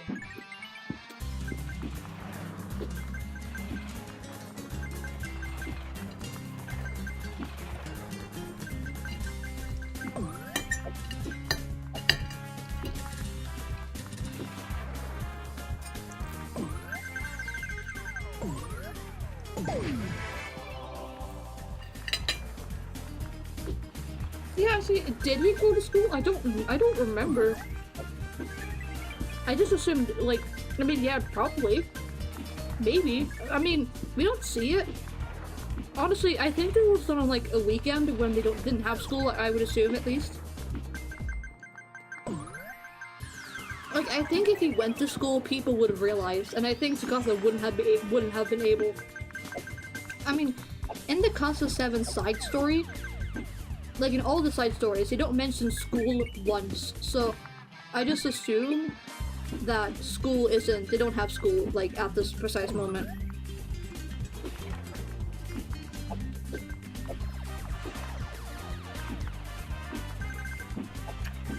His school model had the expressions? That's either just an oopsie because the models use a similar base, or that's foreshadowing to something very bad. I really hope that isn't the case.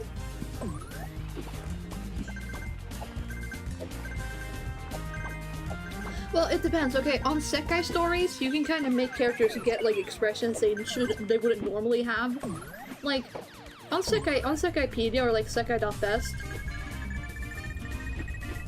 it's Tsukasa's regular outfit, like the one he had in like early game, the ugly ass one. That one doesn't have any like eyelets or like eye shines gone. They have shadow sprites, but not like. Okay, hold on. I'll be right back. I need to just take my dishes downstairs. Enjoy the Subway Surfers, guys.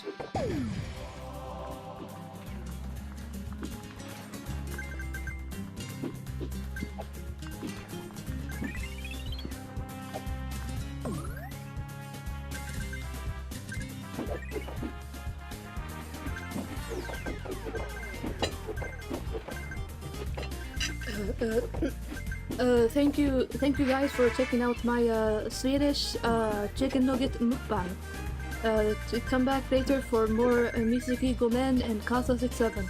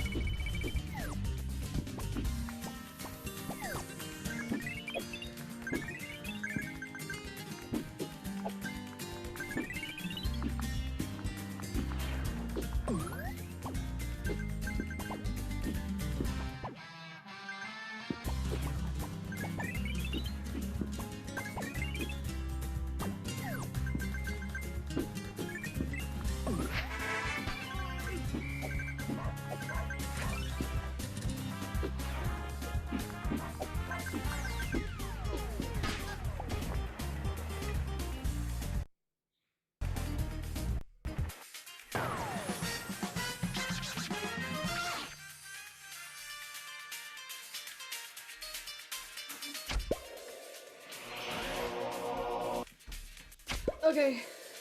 Oh, he died again? Okay, I'm back.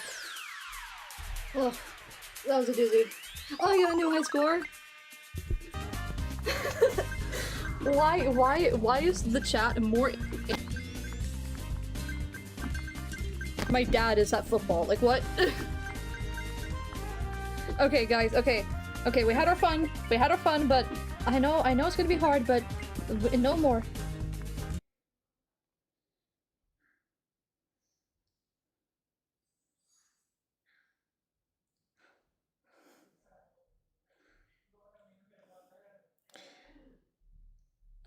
I swear to God, if you get angry with me, I'm going to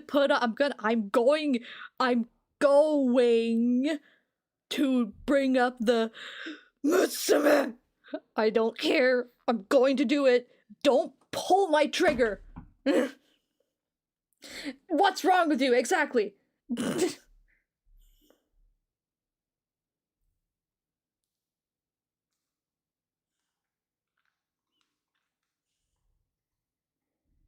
Oh, White Day Trio suffering? Actually, I think I have an image just for that. Hold on. Actually, no, it's not White Day Trio. It's White Day Trio. No, it's not even White Day Trio, actually. No, never mind. I lied. I'm a liar. I'm sorry. Okay. No, so I can't. I hate this fuck ass heart. Okay, hold on. I need to just rant about this. Okay, I hate this fuck ass heart. I hate this fuck ass heart, okay? I hate it with my whole heart. Ha, get it? Heart? Haha. It's in the way, and I can't see anything because it's like, bro, move! Bro, move! Okay. I'm going to read the Casa, The Wrong Path, the new stuff. That's not entirely finalized, but it's getting there. And then I'm gonna read some of my fanfiction. Because they're all very silly. Like, bro, move!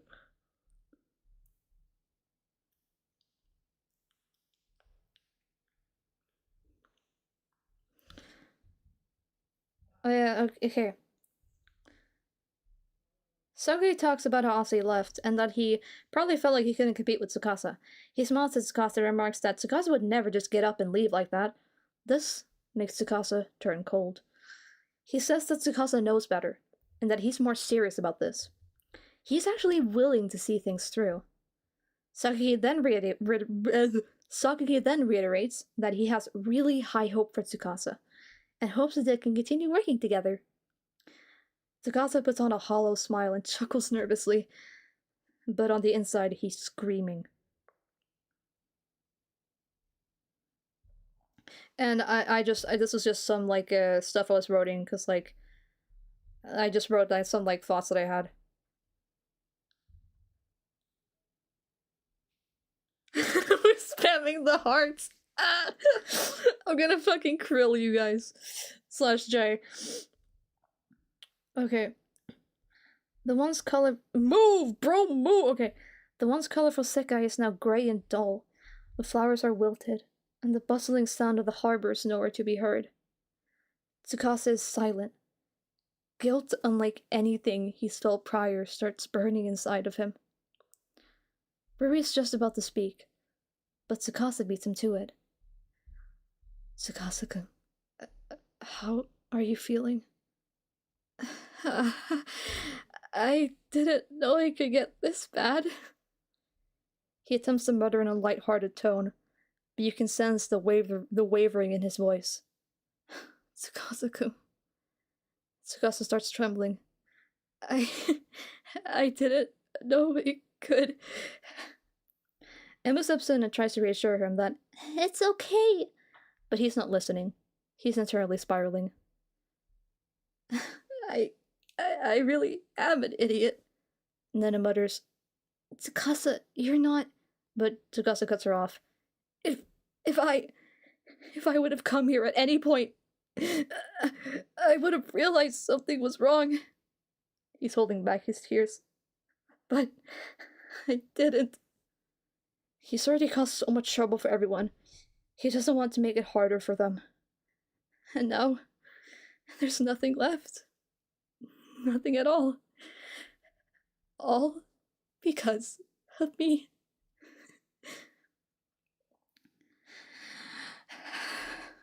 Tsukasa takes a deep, shaky breath and attempts to smile before turning to face his friends. I'm such a... But he was abruptly halted once he saw the look on their faces. They weren't smiling. Not even a little bit. This was a shock to Tsukasa, who wasn't expecting his voice to actually be heard, processed, or even responded to. After having his input ignored for so long, he had forgotten that his words have meaning and weight to them. The sight of his friends' weird faces was enough to break him entirely. He quickly averted his gaze and began staring at his feet, not daring to catch a glimpse at their weird faces.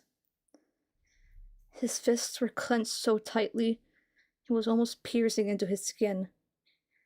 He's trying to contain himself, but he let some sobs choke through his facade. I'm sorry, Tsukasa could feel the tears starting to form, but he didn't want them to see him like that. He doesn't deserve to feel sad about this when he's the reason everything's so broken. I've caused you guys so much trouble. He chokes. I've ruined this place, all because of my mistakes. A single tear manages to escape from his eyes. I don't know how to fix this. His tone becomes angrier. How am I even supposed to fix this? But before Tsukasa could fall deeper into his sorrow, he felt a hand on his shoulder. It was Rui. Tsukasa had forgotten how much he missed Rui saying his name. You don't have to go through this alone. We're here for you. No matter how long it takes, we will fix this together. Nena steps forward. Yeah, you're not alone anymore, Tsukasa. You have us. So, please, rely on us more, okay? Something starts welling up inside his chest. What is this feeling? Emu hugged Tsukasa. There wasn't a single moment where we weren't thinking about you. It feels. She steps away and gently grabs his hands. We're always here for you. So please, don't keep all that pain inside of you. Let us share this burden so that we can help you overcome it. Warm. Tsukasa looks up and is greeted by Rui, Emu, and Nene, all looking at him with genuine warmth. He doesn't understand. He can't understand how even after all of this, they still want to help. But why? This is all because of him. Why? This is all his fault. So why should he deserve... It's not your fault. The instant those words were spoken, Tsukasa's eyes lit up. It was Kaito who spoke. What you've been through, I can't even imagine how painful it must have been.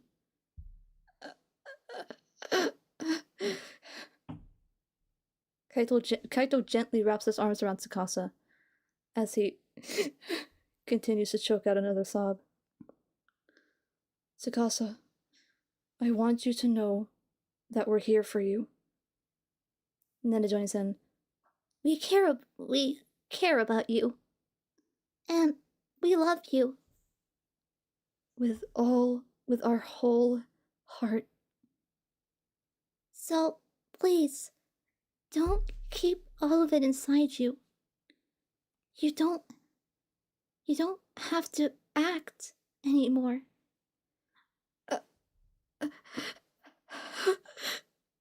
Tsukasa is overwhelmed with emotion. Tsukasa's overwhelmed with emotions he didn't know he could still feel. He thought he had lost them long ago.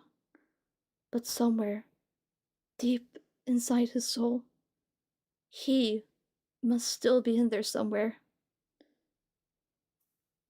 He lifts his hands and returns the hug, wrapping his arms tightly around them before dropping to his knees.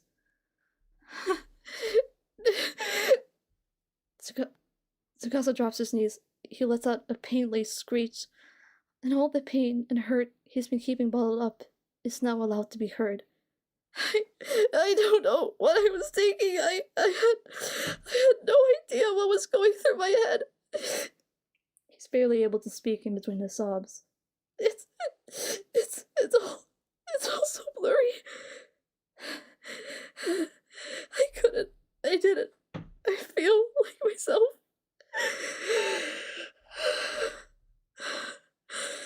I felt like I was a complete stranger inside another person's body. I didn't know which voice was mine anymore.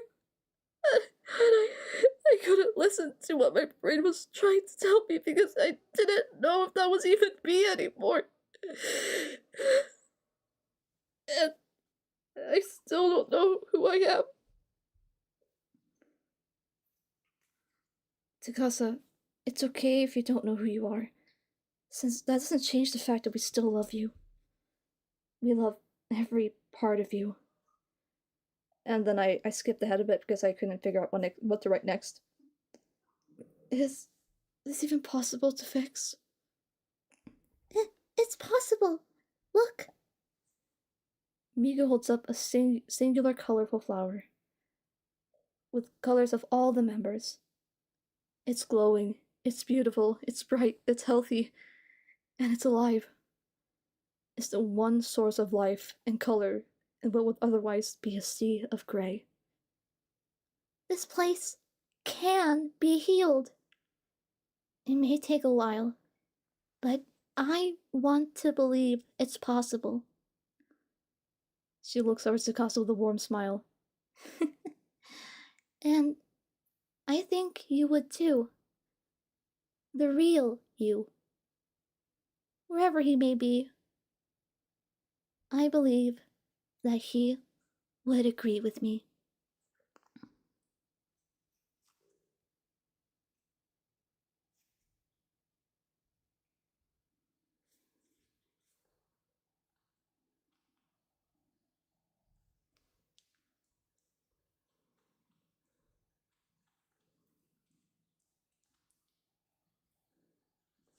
And this is the aftermath.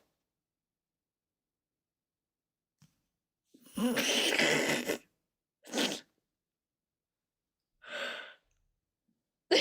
10 burning Sagekis.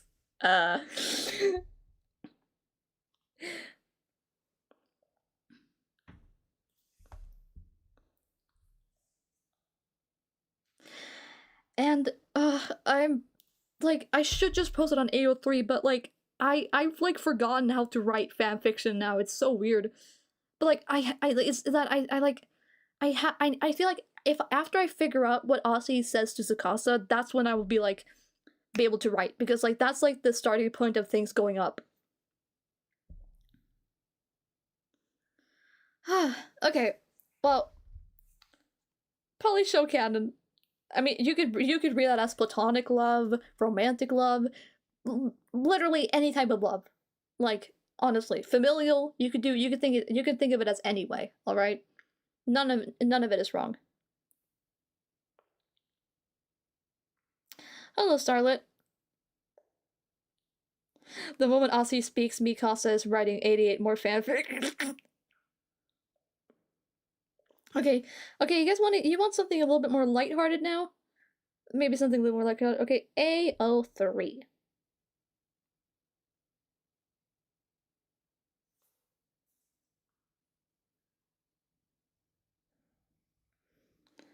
Which one should I write? Which one should I read? Bridging the Gap is quite old, but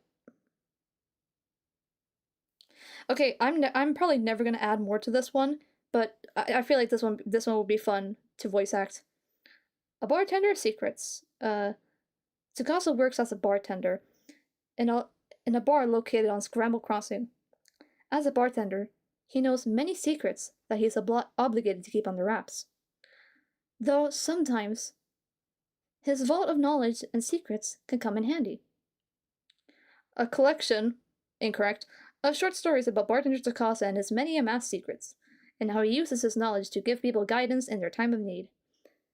I will be updating it randomly when I think of something new.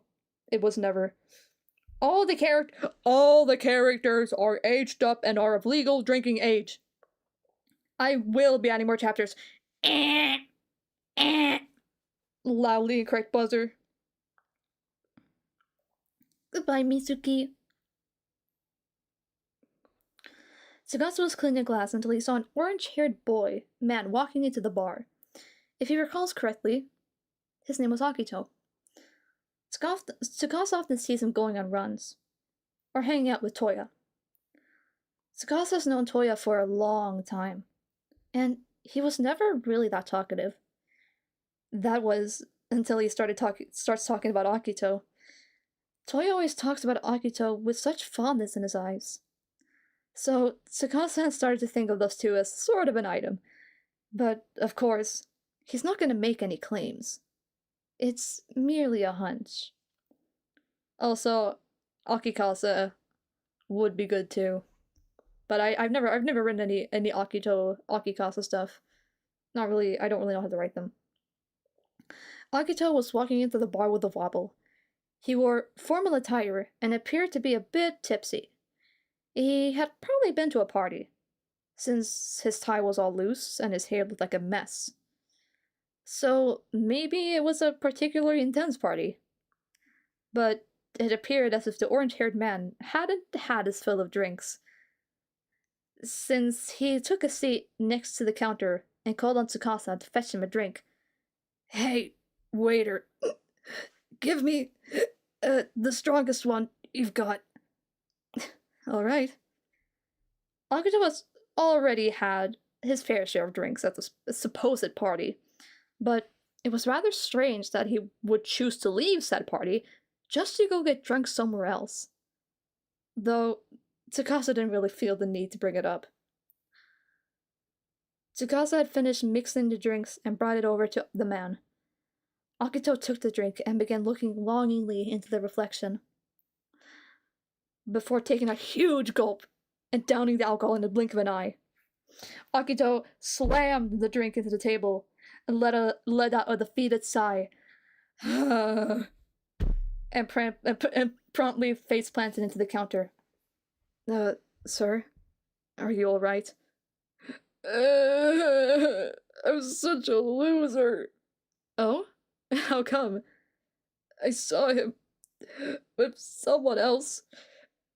They looked like they were hitting it off. Ah. And, like the loser I am, I just left. I'm just a jealous piece of... Oh, it doesn't matter. If I can't even stand him talking with anyone else, then maybe I should just quit. Tsukasa pondered for a moment. Is he perhaps referring to Toya? Sir, do you know if this man was the one who initiated the conversation, or...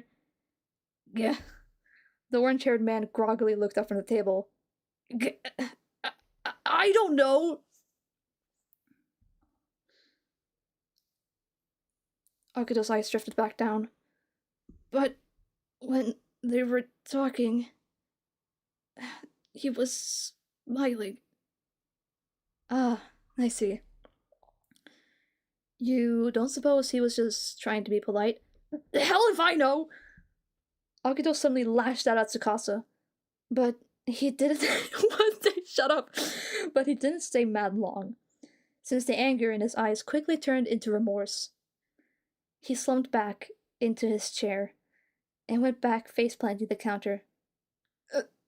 I'm sorry. That wasn't cool. Not cool. I don't blame you for being upset. I've been there. Akito wasn't saying anything, nor was he requesting a drink. So, Tsukasa took the opportunity to continue cleaning his glasses. There was a moment of silence between the two, before Akito decided to speak up again, his face being firmly glued to the counter. He was smiling at them, just like he smiles at me.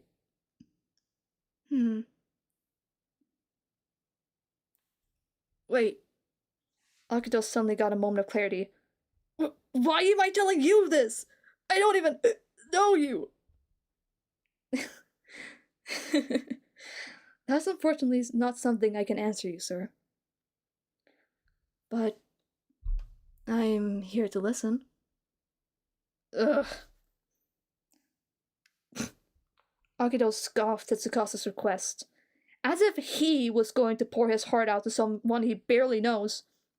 Besides, his drink was empty, and he wanted a refill. Just give me another one already. Alright. I'll be there shortly. I need water for this. Like Akito does.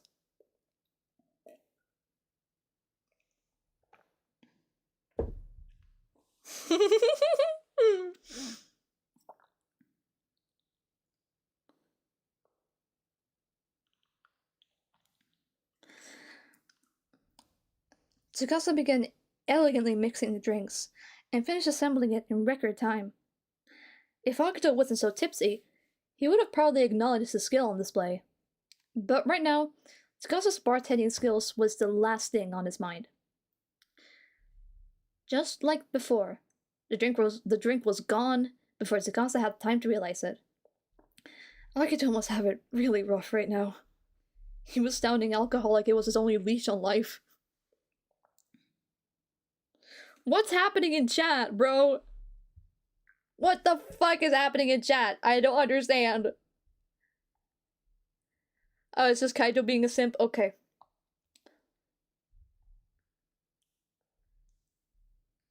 It says there's only one person watching, but that's not true.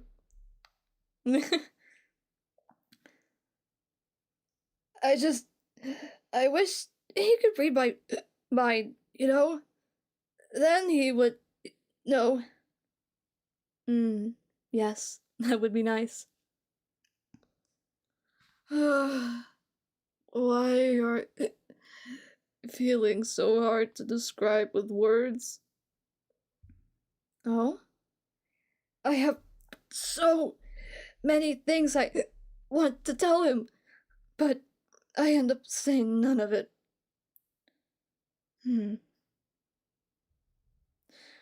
I have no right to be upset right now, and yet I can't help it.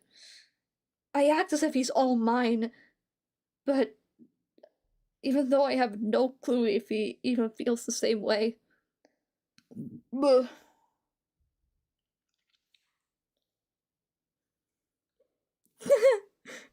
That's funny.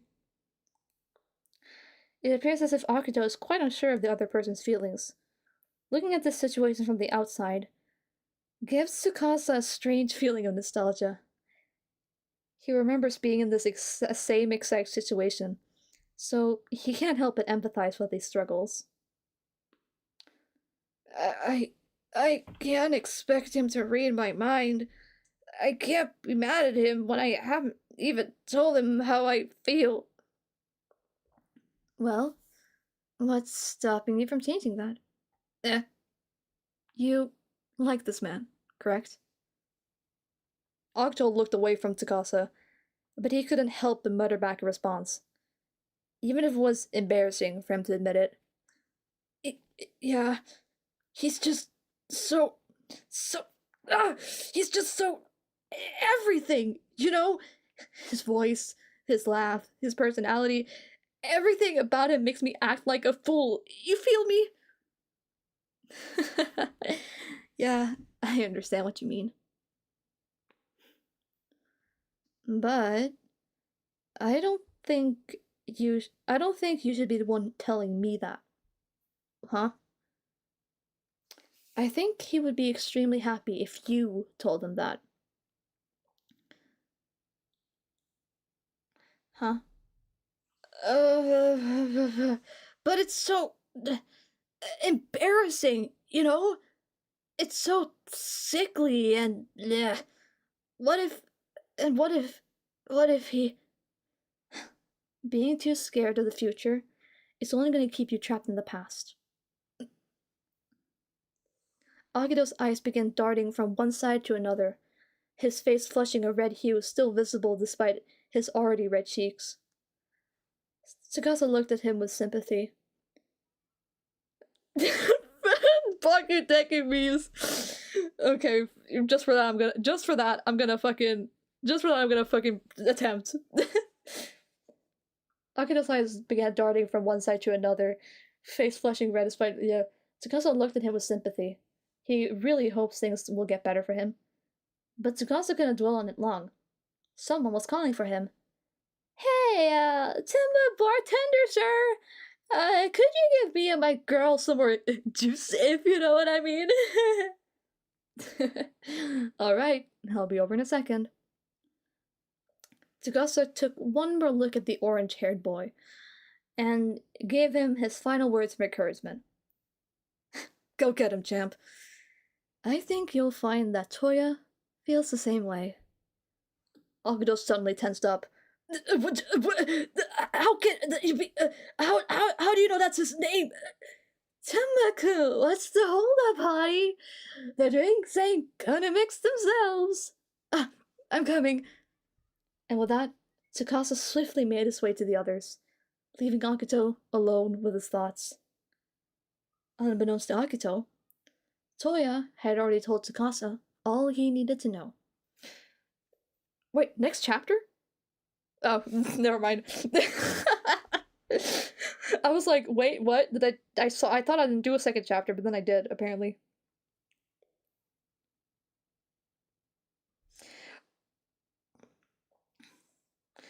Should I read my... Oh, I forgot about my magnum opus. Okay, guys, this one is actually, like...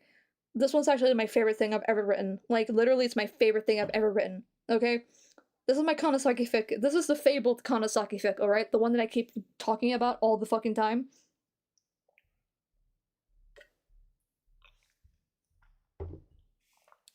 I love this one so much. If some things are a little bit off from canon, it's because this was made before we got to see... This was before the whole, like, situation with Mafu's mom, like, Like, Mafuyu had already moved out of her house, but Mafuyu Mom hadn't been, like, sort of redeemed yet, so it's gonna be a little bit different. Okay. This does have references to illnesses, and, yeah. So if you don't like that, then, maybe click away. But it's not too much.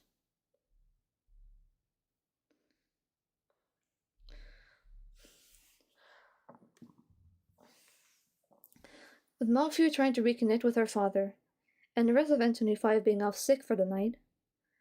Yes, you know this one, Witch! Oh my god, yes! Okay, let's fucking go. You've already heard this one, but this is a classic, hood classic. I'm glad to hear that. Kanade finds herself at a loss for what to do. That is, until she receives a message on Night Court. From none other than... Saki? What could she possibly be doing at this hour? One new message from Saki. Hey, are you up? I can't fall asleep. Kanade doesn't really go to sleep. She often just passes out whenever her body demands rest. She's never really going out of her way to actually get sleep. She's usually so busy composing songs for Mafuyu that she doesn't really have time for it. But recently, she hasn't had the need for it, composing songs for Mafuyu. Mafuyu's family situation has started improving. This doesn't happen in canon, but bear with me. About a month ago, her dad filed for a divorce with Mafuyu's mom. And after a long and pretty stressful court case, he finally gained legal custody over Mafuyu. Even though he even bought a new house close to her school.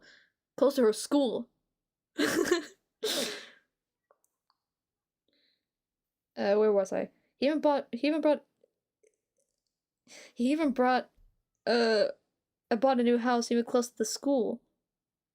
Wait, where was I? There it is.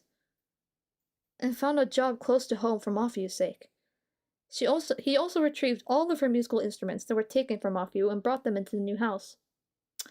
Unlike her mother, Mafuyu's dad actually supports her musical aspirations, and even encourages the Mafu Mom shade is crazy here, and even encourages her to continue with it. It must be nice for Mafuyu to finally have a parental figure that supports her dreams. Although Mafuyu and her dad still have a lot of stuff to work out, which is part of the reason why she's taking some time off to sort things out with him. Goodbye! Without Mafuyu's presence, Kanade found it quite difficult to get the ideas flowing. It was even harder since most of N25 were feeling a bit sick and decided to take some time off as well. So, without any visuals or lyrics to compose around, Kanade felt a bit lost, to say the least. Most of her time was spent composing songs. So now that there wasn't a need for it, she found herself at a loss for what to do. That's the moment when she remembered her lack of sleep. Well, she didn't really remember it so much as feel it hit her like a brick. She decided that this could be the perfect time to actually try and get some proper rest. Emphasis on tried. No matter how much she twisted and turned, she just couldn't fall asleep. Even though she was super tired just a few moments ago. How strange. Kanade was just about to give up and continue her unhealthy sleeping style until she got a notification from Night Court. Goodbye, Nimi Fox. She eagerly checked it, thinking it was an update about Yuki. But, to her surprise, it was actually from Saki, the girl who took care of her when she passed out on the streets a couple of months ago. That's from an old unfinished fanfic I never finished. And who she's bumped into quite regularly ever since. They've hung out a couple times, and even went clothes shopping together. Rasaki picked out a very pretty dress that was airy and perfect for the unbearable summer heat. Now, Kanade rarely goes anywhere outside without it. Normally, she dreads any time she's forced to go outside, but now that there's a chance that she might bump into Saki, it feels way less dreadful. Anytime she's with Saki, she can't help but want to spend more time with her and hold her, even though she internally scolds herself every time she thinks that last one. After their shopping trip, they exchanged Nightcard usernames, where they've been chatting constantly. Saki usually talks with Kanade about whatever's going on in her life and those around her. Like that one time, she just couldn't stop gushing about her brother's performance as Rio in the stage play The Happy Phoenix. Or when she told Kanade how much fun it was to hang out together. Kanade can't help but smile every time she reads her messages. It's as if she can hear her enthusiasm bursting through every text she sends. It's really cute. But one thing that's consistent with her texting is that she usually stops sending them at around 2240. Which is why Kanade was surprised to receive a message from her at 2 p. Is it 2 p.m.? Whatever. One new message from Saki. Hey, are you awake? Yeah, I am. I can't seem to fall asleep. Me neither. I guess it's the same as usual, I suppose. As usual? I always have trouble falling asleep, no matter how tired I am. Do you have any reason as to why that is? I guess it's because I'm just so excited during the day that I have trouble falling asleep at night? I don't know. Do you usually have trouble falling asleep, Kay?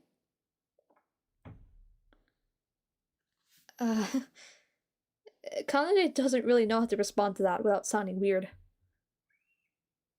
I kind of just pass out whenever my body demands it.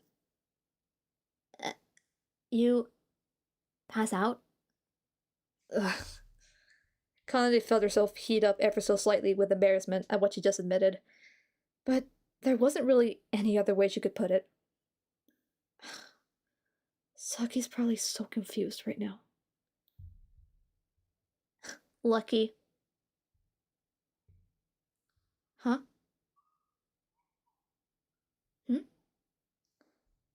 I wish I could just pass out whenever I was exhausted enough. Are you kidding? That sounds awesome. I mean, I guess you shouldn't wear out your body until it's on the brink of collapse just to get some sleep. But that's really dangerous, but still. Yeah, I guess that's true. Whenever I hyper-focus on something, it's like I forget about everything else around me, including myself and my body. Most of the time, I don't even realize that I'm tired until I end up collapsing. Wow, really? Yeah. Why am I telling her all this? Kanade thought to herself. She's usually not the type to randomly info dump about herself to other people. She usually just accidentally ends up revealing her quirks naturally as time progresses. But right now, it's almost as if Kanade was desperate to let Saki know everything there was to know about her. It's the same with thirst and hunger. I get so caught up in whatever it is that I'm doing that I don't even feel the hunger or the thirst kick in. Honestly, if it weren't for my housekeeper, I would have probably been hospitalized by now. Hospitalized? Seriously, why am I being so vulnerable? That sounds horrible. Is it's still like this? Well, ever since I got my housekeeper, or hired my housekeeper, my overall health has improved. I actually get to see some decent meals from time to time, and I get encouraged to go outside more by my friends. Even when my housekeeper isn't here, I usually set alarms to help remind myself when to eat or drink, which usually works fine. Oh, I see. Thank goodness. Your housekeeper sounds like a very lovely person. Yeah, she is. Wait! I think I know. I think I could know who she is. Oh? Is her name Honami Mochizuki by any chance? Yes, that's correct. You know her? Oh boy, do I! Saki's typing. Saki's typing. She's actually one of my bestest childhood friends in the whole world. We've known each other since forever. I, along with her and my other childhood friends, even started a band together. Honami's our drummer, and she's so good. I had no idea. Oh, wait. I think I actually recall seeing one of your performances one time at Shibuya Festa. Am I wrong? Wait, you were there? OMG, I had no idea! How did you like our song? It gave me goosebumps. It was as if I could feel everyone's hopes and dreams merge into one with that song. It made me feel warm. Warm? Is that so? Is that so? I'm glad. Talking with Saki like this was very nice. Kanade always enjoyed chatting with her whenever she was online, since the conversation never felt stale or awkward. It was as if Saki had an endless amount of topics to talk about. It was very fun. She felt like she could talk with her for hours on end without getting bored. Wait. Hours on end? We've been talking for over an hour now. Wait, really? Jeez, you're right! Talk with you is just so much fun that I didn't even notice the time. I actually wanted to ask you something before I managed to wander off track. Welcome back. Oh? What was it you wanted to ask? Well, I was sort of wondering if, you wanted to hang out. Huh? Now? Kanade wasn't expecting Saki to ask her out this late. Whenever she does, it's usually during the day, so this got her quite off guard. Right now? Yeah, I was thinking we could meet up at the cafe I work at. If you want to, that is. Sure. I was just a bit surprised. Blow high! Sorry. Surprised how? Well, I always assumed you were more of a daytime person, since that's usually when we chat or hang out. Is that so? Well, I guess you're not totally wrong, but I thought this would suit you better. Suit me better? How? How? Well, I know you don't really get along with the sun all that much, so I thought you may like the moon better, since it's cooler and a lot less bright. Wait, she's thinking about what best suits me and my preference? The thought of that made Kanade way more happy than she'd like to admit. And it's not like she could reject the offer after being completely smitten by her kindness. Sure. I'd love to.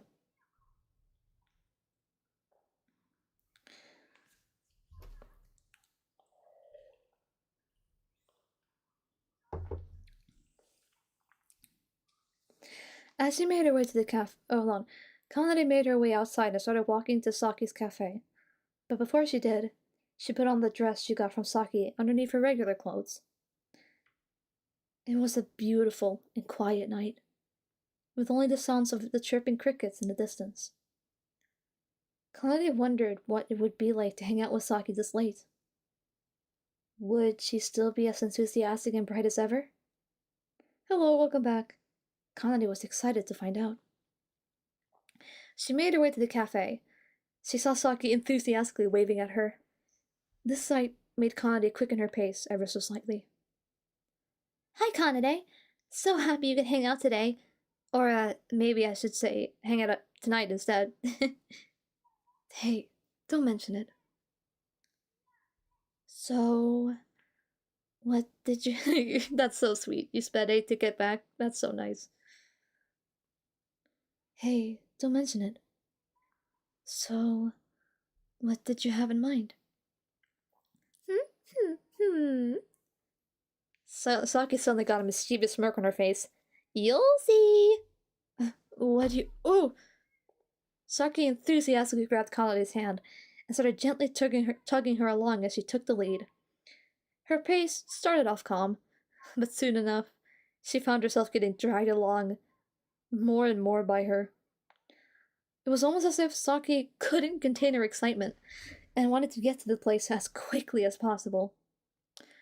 As for what place they were heading to, Kanade would soon find out. After being practically dragged along for most of the trip, Kanade found herself standing in front of a school gate, which was the last place she expected to be dragged to. Saki, not to be, being polite, but why are we at a school in the middle of the night? No, not really. Well, no, not really. Why are we... There's something I want to show you in there. Wait, inside the school? Isn't that breaking and entering? Well, I guess it is, technically, but only if you get caught. I don't see how that makes it any better. Yeah, I know, but you'll understand once I get to the good part. The good part? What do you mean? Oh! Saki got behind Kanade and placed her arms around her midriff, lifting her up to get across the big gate. It was like she weighed nothing at all. After this mini heart attack, Saki started climbing up the gate and made her way to the other side. Kanade was still sitting on top of the gate, frozen still, with a dumbfounded look on her face. Kanade? Are you good?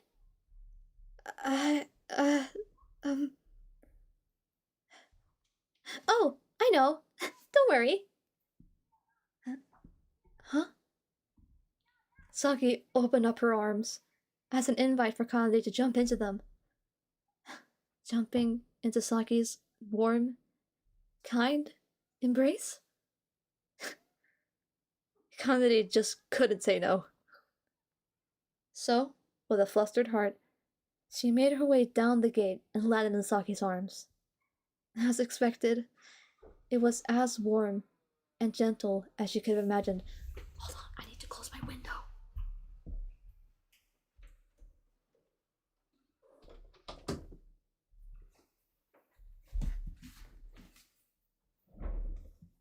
As expected, it was as warm and gentle as Kanade could have imagined. So much so that Kanade almost didn't want to leave this warm haven she found herself in. Out of impulse, she buried her head inside Saki's embrace, not fully taking into account the implications of her actions. Kanade? Kanade, are you... Kanade looked up. Blue eyes. Beautiful ocean blue eyes were looking up at Saki. a look of genuine kindness and contempt. She was just taken aback by just how beautiful Kanade was. Of course, Saki already knew she was pretty, but it hadn't fully hit her just how pretty she was. Her pale skin and white hair making her look like a spirit, almost as if she was made for the dark hues and tones of the night sky. It was no surprise she didn't seem to get along with the sun, since Kanade was basically the equivalent of the moon, still existing during the day, but flourishing during the night. Her bright blue eyes and the white dress Saki gave to her only accentuating that spiritual look. But man, those blue eyes, they were really something. Saki? Saki? Oh, huh? What? Oh, sorry. Sorry for spacing out like that. Hey, don't worry about it. You actually looked kinda cute when you spaced out.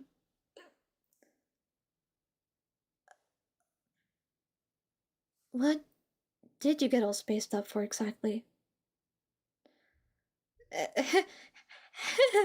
uh, funny you ask that, since it was, actually you who made me get lost in thought in the first place.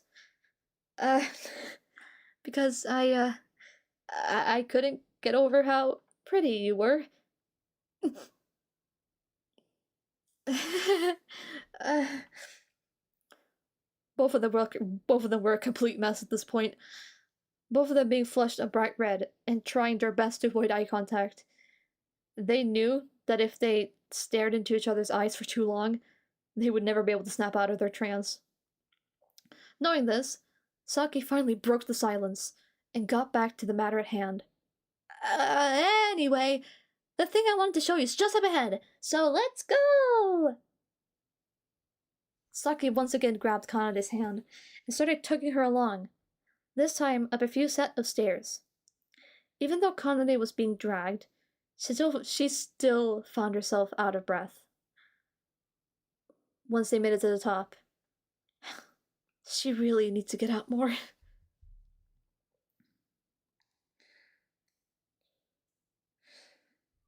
Saki patiently waited for Kanade to catch her breath before gently squeezing her hand.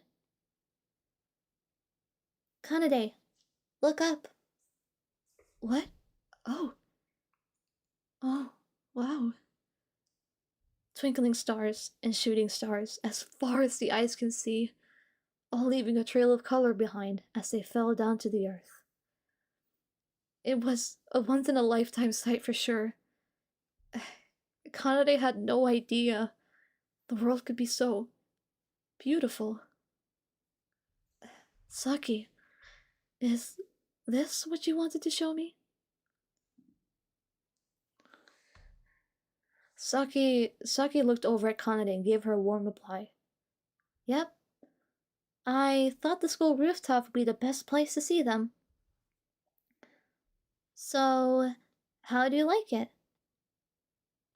I love it. You do? Yes, I really do. I never realized that the world could be so gorgeous. Is that so? I'm glad. This precious memory, staring up at the sky, hand in hand with Saki, as they admired the shooting stars together. It was at this moment that Kanade finally realized her true feelings. Finally realized just how much Saki means to her. How much she needs her. The truth is, no matter how pretty the starfall, the sight wouldn't have been nearly as precious if it weren't for Saki being there with her. Saki, Kanade, I actually need to tell you something. Uh, oh, what is it? You know what I said about not being able to fall asleep?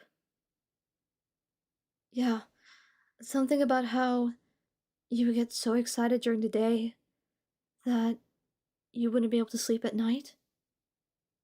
Yeah, well, I lied. Oh?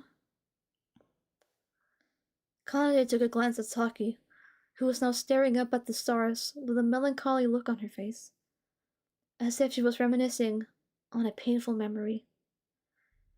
Her grip on Kanade's hand getting a bit tighter as she got her thoughts in order. The truth is, I have been bedridden for most of my life, and I spent so much of my time wasting my life away in a hospital because of something I couldn't control. Saki. Everyone at my age was attending school, hanging out with friends, and living life to the fullest. Meanwhile, I was stuck in a white hospital room. Even after I got discharged, and I got accepted into this very school, I fell sick again shortly after telling everyone about it. I remember waking up in an all too familiar room in the dead of night, with nothing but my own thoughts and the sound of pattering rain outside my window. At that moment, I felt so small. I wondered if I was ever going to be free from this illness, and if I was going to stay like this for the rest of my life. Saki began tearing up ever so slightly, with her grip on Kanade also tightening ever so slightly to match. That thought terrified me. I don't want to be stuck here for the rest of my life, I cried. I don't want to be a burden for the rest of my life. But my cries were only cancelled out by the sound of the rain. I didn't sleep at all that night. Not even after shedding every tear I had. I was too afraid to fall asleep. Too afraid that if I did, I would never wake up.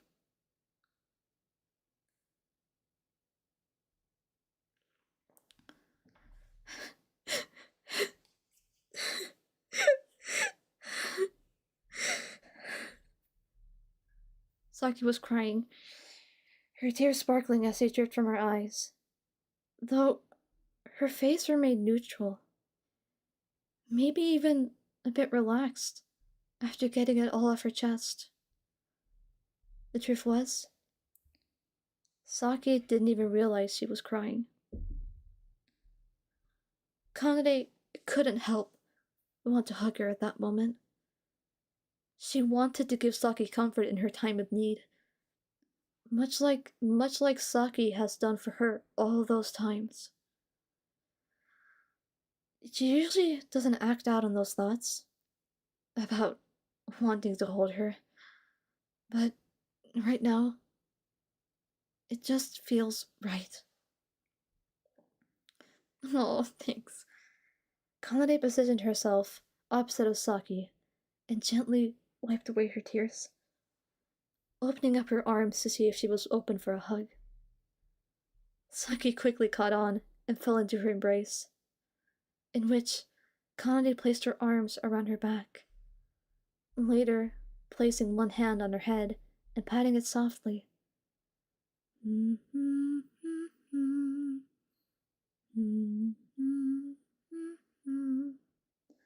Humming some sort of gentle tune.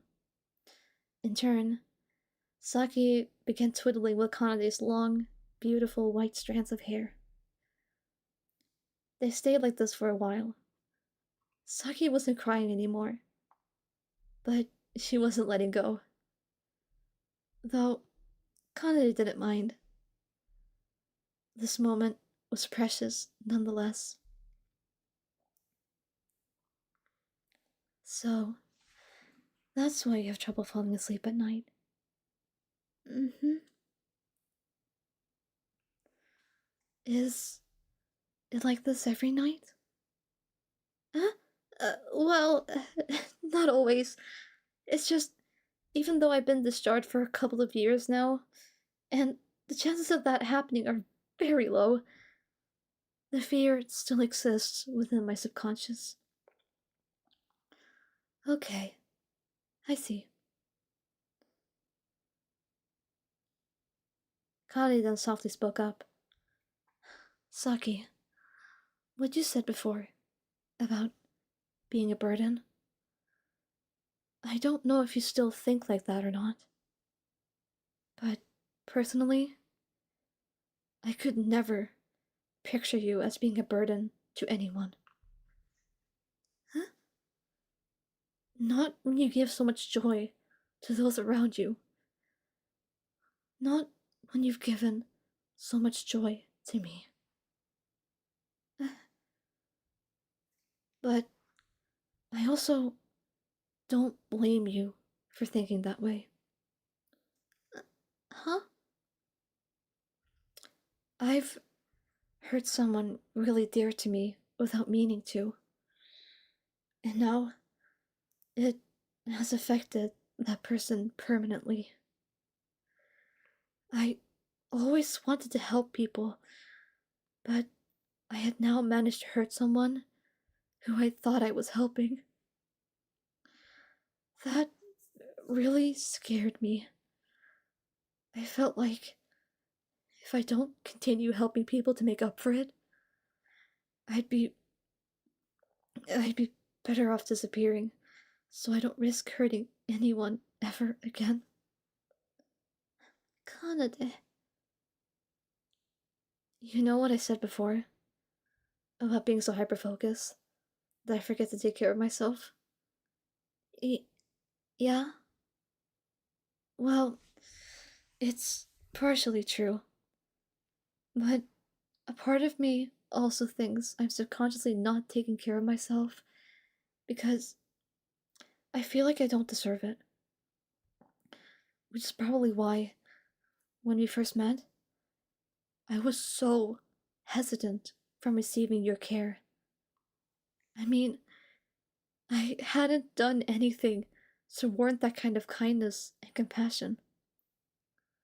And I felt like I was being selfish for receiving it.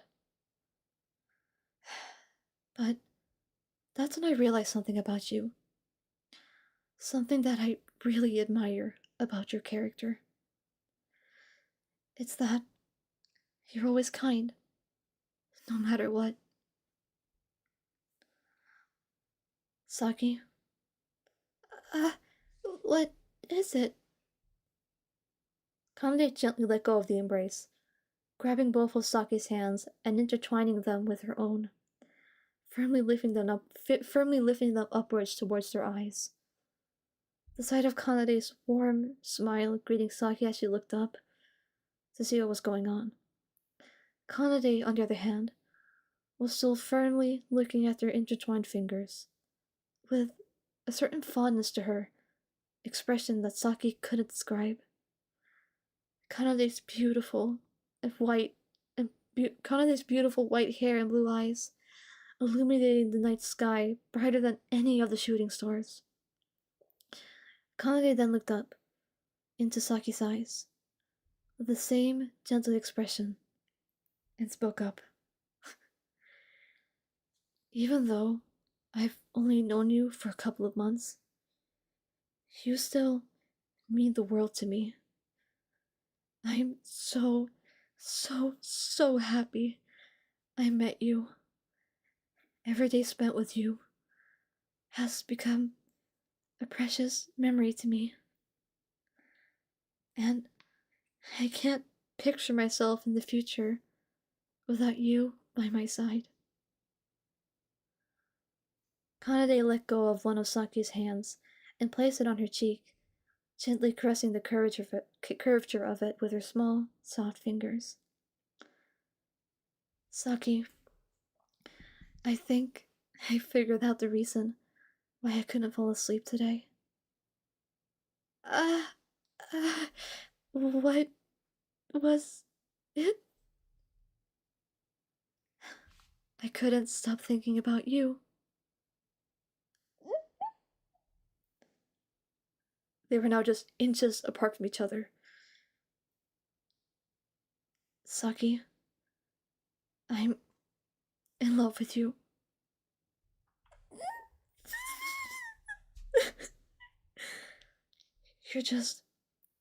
You're such a kind soul. And with you by my side, I think I might find it within me to love myself again. Kanade. So, with all that being said, Saki, are you okay with the two of us becoming something more? Saki was quiet for a moment. She could have never predicted these turn of events.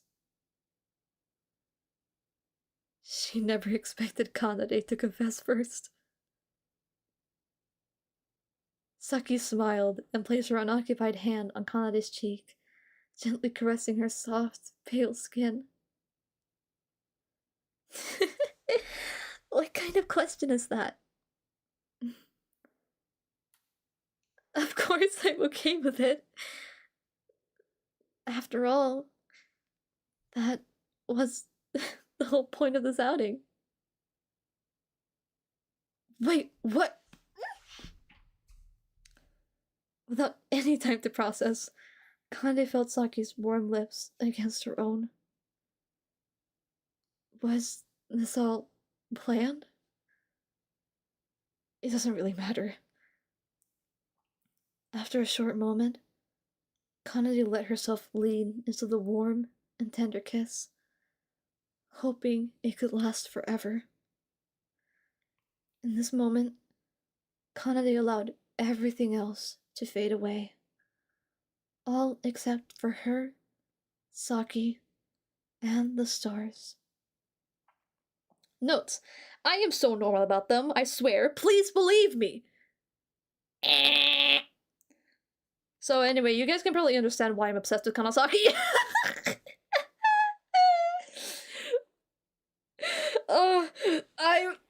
This is my fucking magnum opus, okay? I don't know what the fuck kind of crack I was on my school Chromebook in the middle of class writing this. I had no right to be cooking this hard, okay? I was in school writing this when I had free time. Thank you guys! Actually, fun fact, this isn't the first time this fanfic has made somebody cry. It's made another person cry too, and like, I never expected something I would write to make someone cry. And I mean, that might sound a little bit weird now, seeing as I'm writing a really sad AU, but like, I think this was, yeah, okay, because here's the thing. I'm autistic and ADHD, and I usually sometimes sit in a quiet room by myself to focus better, right? And I like had these like screen protectors like behind me so it would be dark and nice, so nobody could really see it.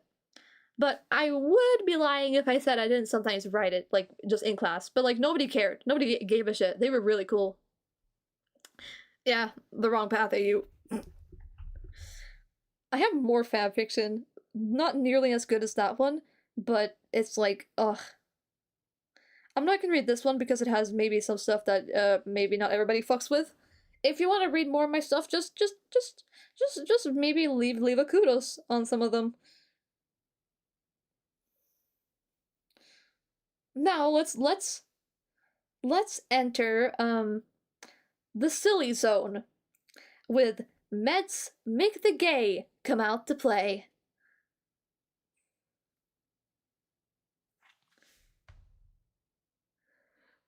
Wait, you didn't know? all of these are written by me.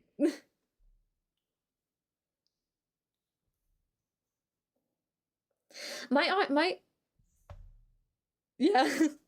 Achievement. How did we get here? Okay, Tsukasa gets high on pain meds and has no filter. Gay fluff stuff ensues. I don't know how pain meds work. I just wanted an excuse to make Tsukasa have no filter. We'll probably have a few spelling mistakes, but nothing that makes it hard to understand. I mean, I'm high right now. Reading my Kanasaki fic makes me like it's it makes me so happy. I'm like, I wrote this. I fucking wrote this, man. Maybe I should stop being so fucking critical towards myself when I can write bangers like this. Tsukasa chipped a tooth and had to get it fixed. After the operation was finished, Ruri decided to visit him to see how he was doing. Even though he had school that day, and classes had already begun. He felt that checking up on his beloved troop member was more important. Also, this right here is like, it's like, I wrote it as like relationship status up to the viewer, but it's pretty obvious what I was trying to do here. That relationship status up to the reader is like, no, not really. Like, I mean a little, but like, not really. You'll see. This meant that Nen and Emu wouldn't be able to come, so they instead opted to write him a "Get Well Soon" card as a compromise. I mean, Ruri didn't intend to go to school today anyway, but he still quickly needed to drop by Kamiyama to pick up some flowers he had been growing in his garden. He proceeded to pick some purple pansies, red roses, and some forget-me-nots. Ruri chuckled to himself, knowing all the meanings of the flowers he just picked wouldn't be known to anyone else but him. Thanks for having me. No problem. He's in room 25. I should have made it room 88, but I'm stupid. Though, he might still be on the effects of the pain meds, just so you know. Ah, I see. Thanks for letting me know. Pain meds? Why would he need that for just a chipped tooth? I mean, like, again, I didn't know how pain meds worked at the time, so that may not make sense, but whatever. Ruri... Okay, good night. Ruri decided not to think about it.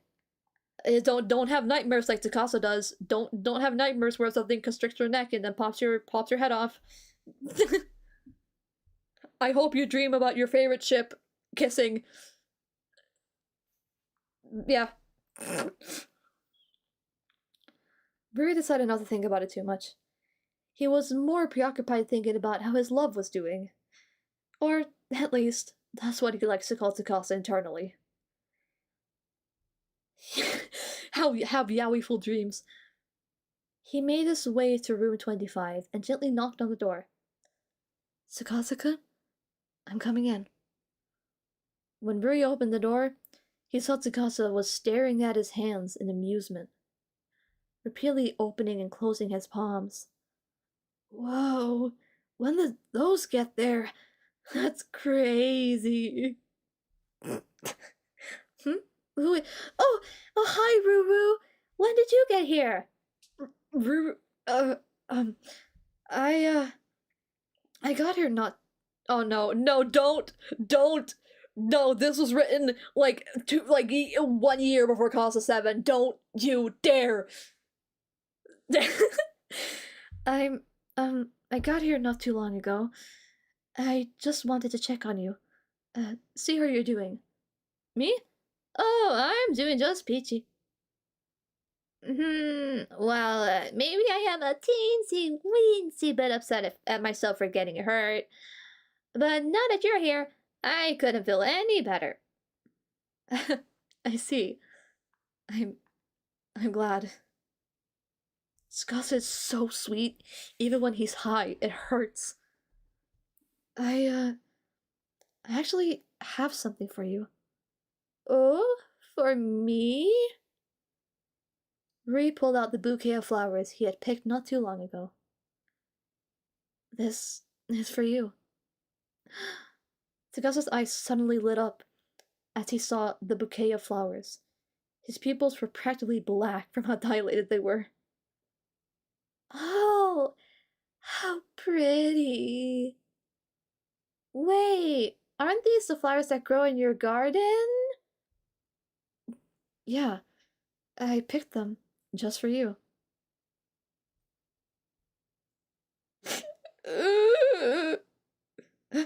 Tsukasa-kun, what's... Tsukasa suddenly wrapped his arms around Ruri. Ruru, you shouldn't have. This close proximity really caught Ruri off guard, but it's not like he minds it. Tsukasa and his touch was always warm and gentle, compared to Rui, who was constantly cold. But he was more so confused as to why Tsukasa had suddenly burst out crying like that. There, Tsukasa-kun. It's alright. Don't cry. How can I not cry when I have such a caring, loving, beautiful director? Tsukasa giving compliments. His only weakness. What the high praise you give me? But it's the truth. I love and admire you guys so much. I love you all so much. Buri softly patted Tsukasa's head and patiently waited for him to stop crying before speaking up. Are you feeling better now, my dear? Sorry. I was just so happy for the bouquet and the get well card, and then I started thinking of Emu, Nene, and I'm starting to tear up again just thinking about it, Ruru. Tsukasa seems to be way more open about his feelings at this very moment, and even though Ruri felt kind of mean for taking advantage of it, he couldn't help himself before blurting out, Hey, Tsukasa-kun? Could you, elaborate on what you love and admire about all of this exactly? Oh, sure! I have a whole heap of stuff I could elaborate on. Like... Wait. Ruri gently put his pointer finger over Tsukasa's lips, shutting him up for the time being. Hold that thought. Ruri quietly took out his phone and hit the record audio on his recorder app, before putting it back in his pocket and removing the finger covering Tsukasa's mouth. Alright, sorry, my dear. Please, do continue. Tsukasa was not amused, pouting like an annoyed child. Well, as I was saying before Ruru rudely interrupted me, I have a lot of stuff on my mind. Like the fact that every day spent with the troupe has been the happiest days of my life, or how lucky I feel to have found people like you who allowed me to change and grow into the person I am today, who were able to make my dreams a reality. Really just how much I love and admire you guys so much. I admire Emu's creativity and Bala's energy, and she never helps to put a smile on my face. I really admire Nena's determination and singing prowess. Her voice never fails to take my breath away. And you, Ruru? What about more canon than counter Kito? Shut the fuck up. And you, Ruru? What about me? I love and admire you most of all. Huh? Ruri knew Tsukasa very well, but he had never expected never expected that he would be willing to open up this much. How intriguing. First of all, you're the prettiest person I've met by far. The moment I saw you, I was like, whoa, who is this goddess? Not only were you pretty, but you're also super creative and innovative. Not to mention a smart cookie with all your robots and inventions. And you like putting on shows? I tell you what, it was a match made in heaven.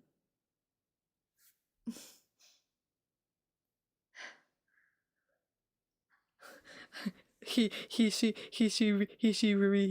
mentioned unintentionally. We had our ups and downs, sure, but we persevered and were able to create something truly special. I couldn't imagine my life going on the way it was if it weren't for all of you, my beloved troop members, my dearest friends, my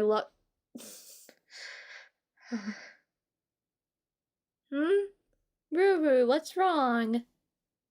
Bree was clutching his head in his hands. He knew that Tsukasa admired his troop, but he didn't realize just how much they meant to him.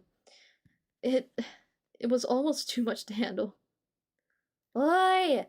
Earth to Ruru, hello! I'm sorry. Could you just give me a minute? Oh, okay.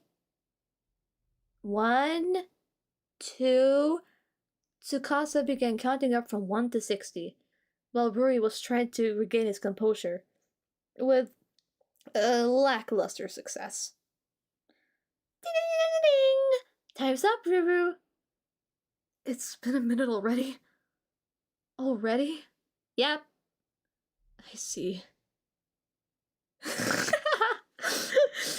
You know what he stopped? He stopped at 7.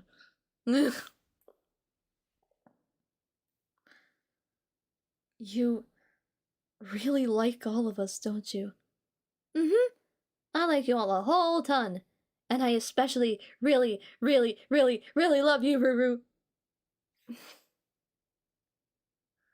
Despite the fact that Ruru was practically lightheaded from all of this new info, curiosity still got the better of him. In what way, exactly? Well... Yeah, literally.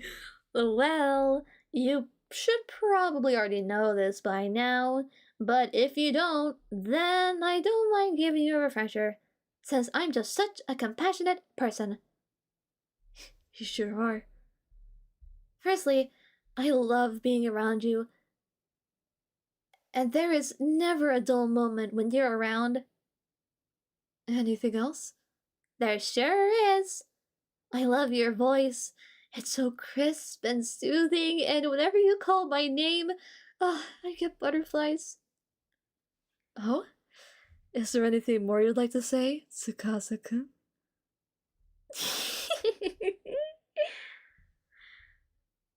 Oh, I also really love how ambitious you are when it comes to shows. Just when I think you've reached your peak, you just keep on climbing. Seeing you top yourself time and time again also motivates me to try and reach even greater heights. What I'm trying to say is that I look up to you, and I want to continue growing by your side as an actor. Tsukasa suddenly got kind of quiet. I love and admire you so much that sometimes I wonder if I even deserve a person like you, or if I'm being a nuisance whenever I screw something up. Let me just stop you right there, Tsukasa-kun. What? You have never, ever been a nuisance to anyone. And you never will be. Bye-bye. Not when you give so much hope and happiness to those around you. Not when you give so much hope and happiness to me. Ruru. Ruri had his hand intertwined with Tsukasa's. You know, you've told me a lot of stuff you love about me, so I think it's only fair I return the favor. First of all, I love listening to you talk. I love hearing the enthusiasm in your voice and the sparkle in your eyes. Anytime I see you, I can't help but want to be close by. And most importantly of all, You gave my life meaning when I needed it the most. Woo-woo? Hmm? Your face looks way more kissable than usual.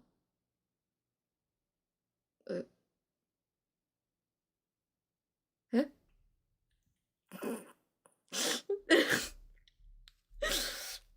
And here is the aftertext. Tsukasa-kun, I'm glad you're feeling better. Yep, and I got my award-winning smile fixed. That's great. You know, I actually visited you yesterday. You did? Mm-hmm. I gave you some flowers, and we talked for a while. You were still pretty high off the pain meds, though, so I don't blame you if you don't remember what you did. Or said. Tsukasa started sweating. I said something. You sure did. I'm almost a bit afraid to ask, but what did I say exactly? Well, first of all, you kept calling me Ruru? Ruru? Yes, but that's not all. Did they kiss? That's up for interpretation. After I handed you the flowers, you just burst out crying. And then you started talking? What did I say?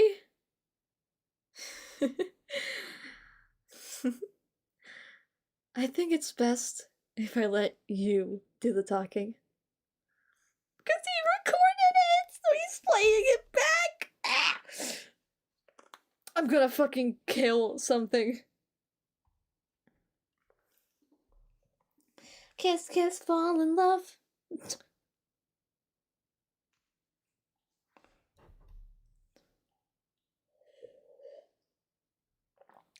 There's so much tonal whiplash in my fanfics. Like, one moment they're really sweet and wholesome, the other moment they're just silly and stupid, and then the next moment they're the most tragic thing you've ever seen in your entire fucking life. This one, The Light, is a little mix of both. Little mix of both. Yeah, he took out, he recorded his phone. Yeah, he did that.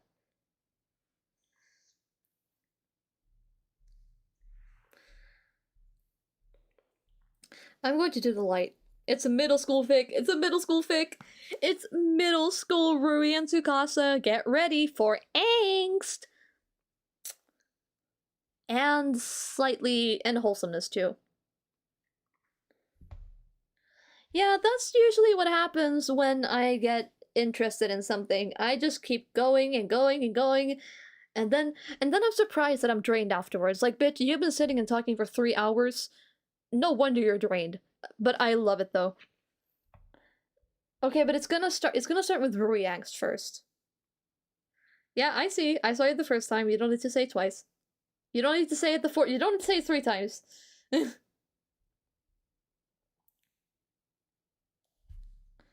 I heard you the first time.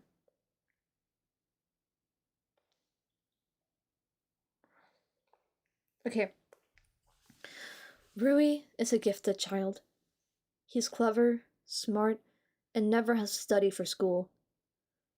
But despite his talents, he isn't happy. Most of the time, he can't even find a reason to go to school. Or get out of bed, for that matter. Other than because he has to. This was one of those days. Rui was sitting in math class, hunched over, looking to be on the verge of falling asleep, when the teacher called for him. Oi, Kamishiro. What's up? Are you even paying attention? I don't know.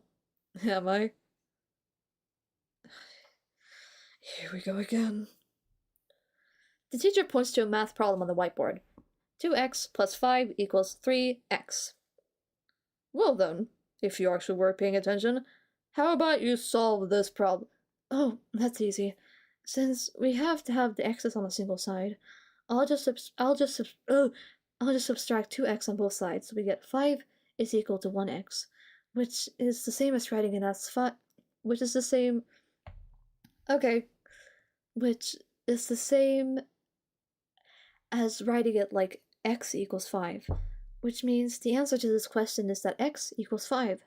So just replace the x with the number 5 and multiply everything, which gives you the final answer of 10 plus 5 equals 15.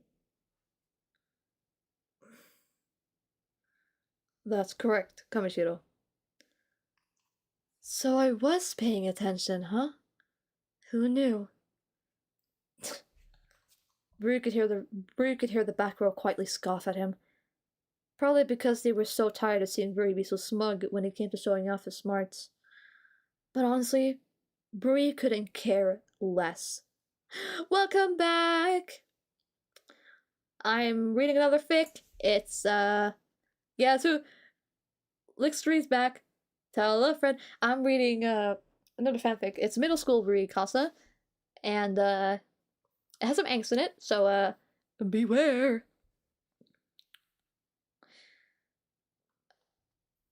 But honestly, Bree couldn't care less.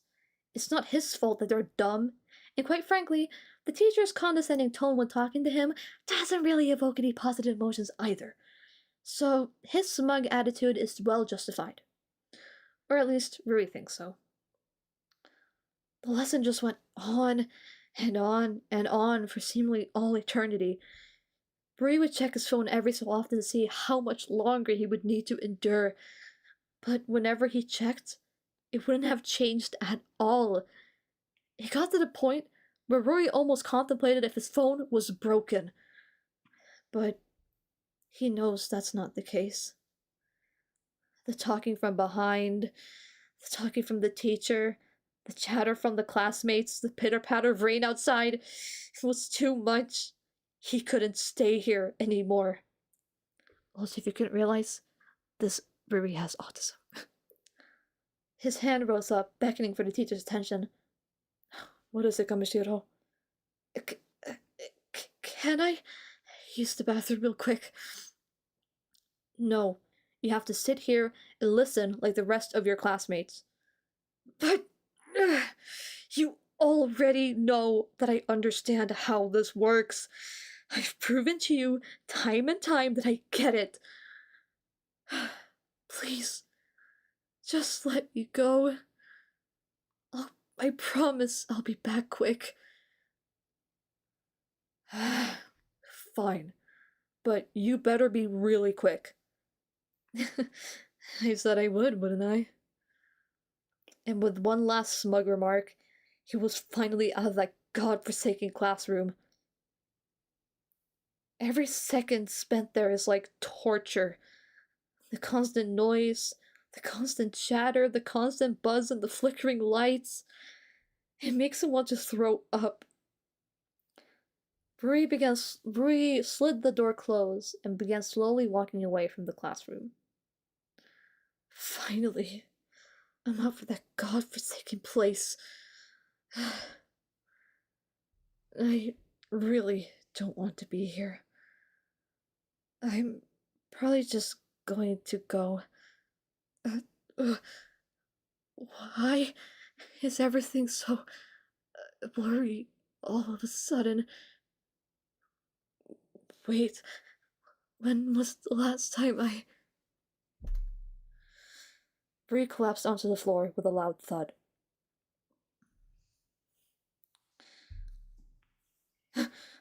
Bree woke up in the nurse office, covered in a ton of blankets, with a cold tower on his forehead.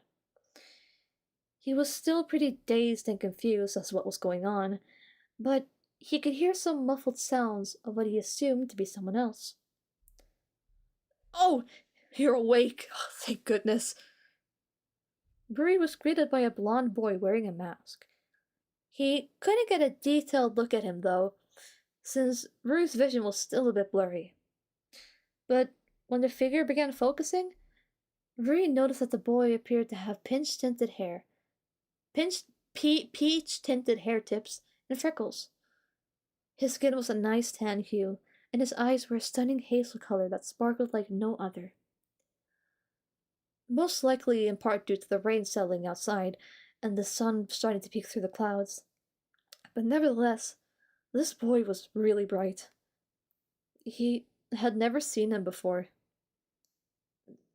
Who? I was so worried when I saw you pass out on the floor like that. Passed out? When did I? Not only that, but you were so pale. You looked like a vampire almost. There was no one else around, so I did what any sensible person would do and took you to the nurse's office. Of course, it was quite tough for me to carry you all the distance, but it was nothing a future star like me couldn't handle. Ha ha! So loud. Usually, the constant sound around Ruri would make him sick, but that wasn't the case right now, for some reason. Bless me.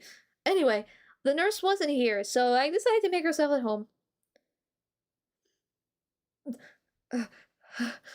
Rui's field of vision began to blur, and he could hear his heart pulsating throughout his ears, drowning out his normal hearing and becoming worse as it continued assaulting his ears. You'll get to see the image more later. Water. I need water. Of course. The blonde boy looked to be panicking a little bit, though Rui must have gotten through to him, as he appeared to be filling up a glass of water. The shorter boy gently repositioned Rui to a sitting position, as he placed the glass of water on his lips. Rui couldn't lift or move his head. Hi, Anna. Move his head, so the other boy helped him by softly tilting his head back for the water to enter. There! After the glass was empty, Rui was still swallowing, as if he was expecting more water to just appear out of thin air. He was just so thirsty. Hey, slow down! I'll get you some more! The blonde boy once again began filling up the glass with water and helping Rui drink it. After Rui's thirst was quenched, he finally got a more stable look at the mysterious character. Are you feeling better now, person? Yeah, I am.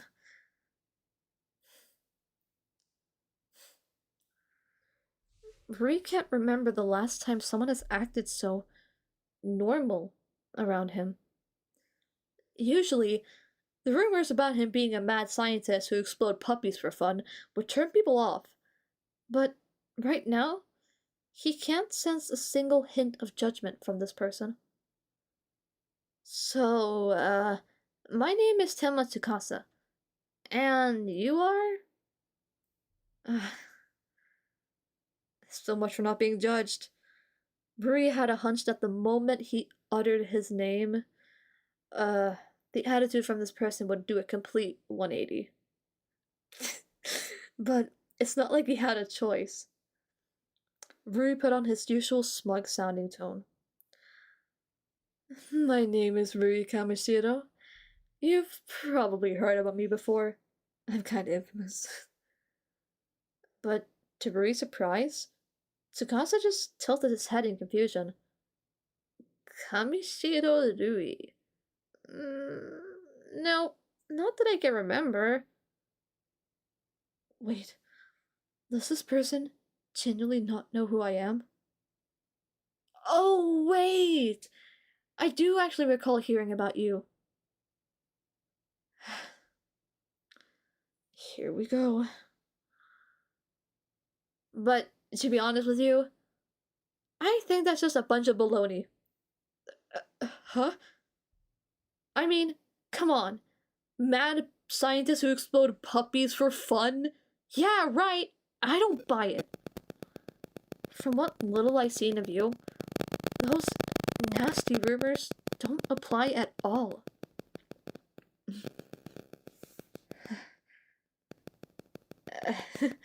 I mean, you don't know. Well, that is true. But I just got this hunch that you're nothing like what the rumors make you out to be. Rui was not used to being treated like a normal human being, much less not be judged in any way just by simply existing. It was nice. Maybe even a little bit comforting. What a strange feeling. Hey, Senma-kun, aren't you supposed to be in class right now?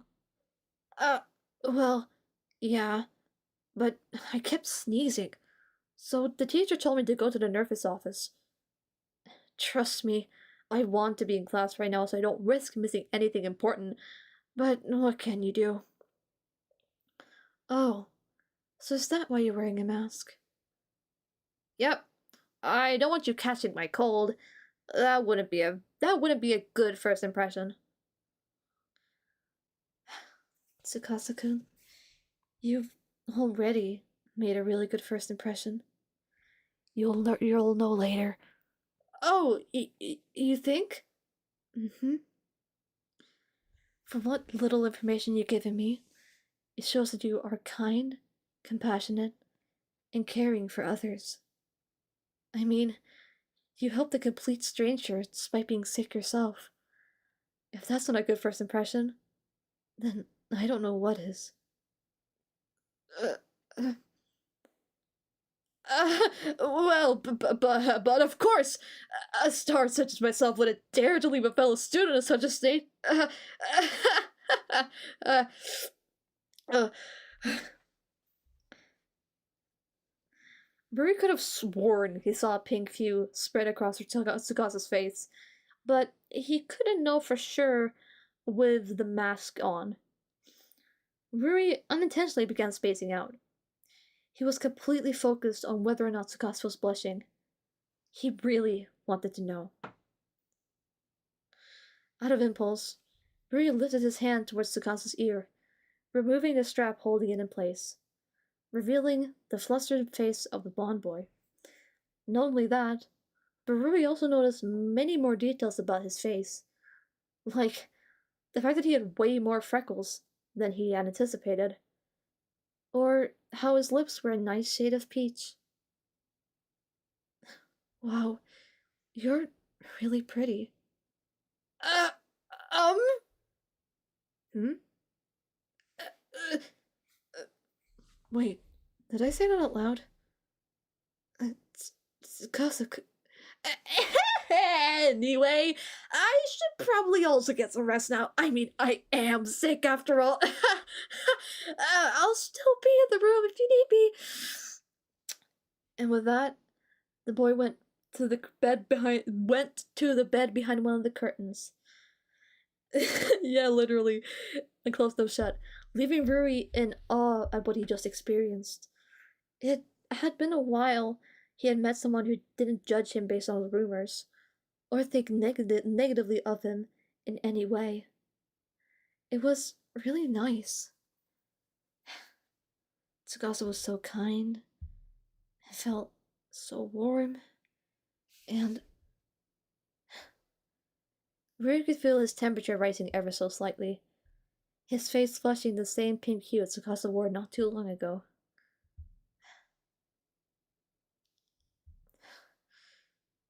What is going on with me? I need water! Ah!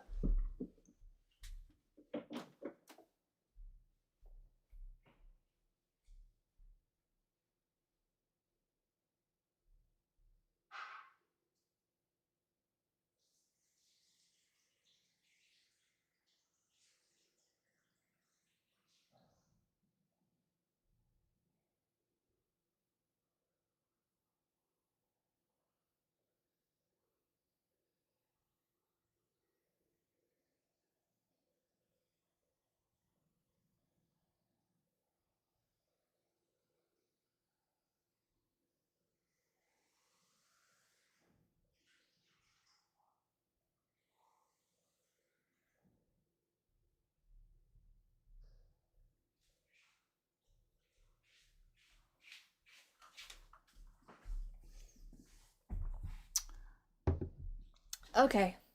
Now it's Tsugasa's turn.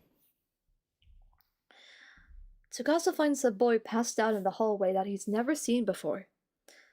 Noticing his frail state, 88 out of 10 yaoi, he takes him back to the nurse's office to nurse him back to health. There's more! Tsugasa starts. When the mysterious boy awakes from his slumber, Tsugasa starts to get this weird feeling in his stomach he's not used to. Tsugasa was sitting in class, diligently writing down everything the teacher wrote on the whiteboard. He wouldn't want to miss anything. Hey,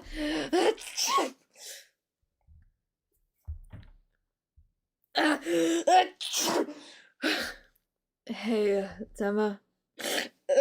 Yes, Teach? You, should probably go to the nurse's office. You've, been sneezing quite a lot.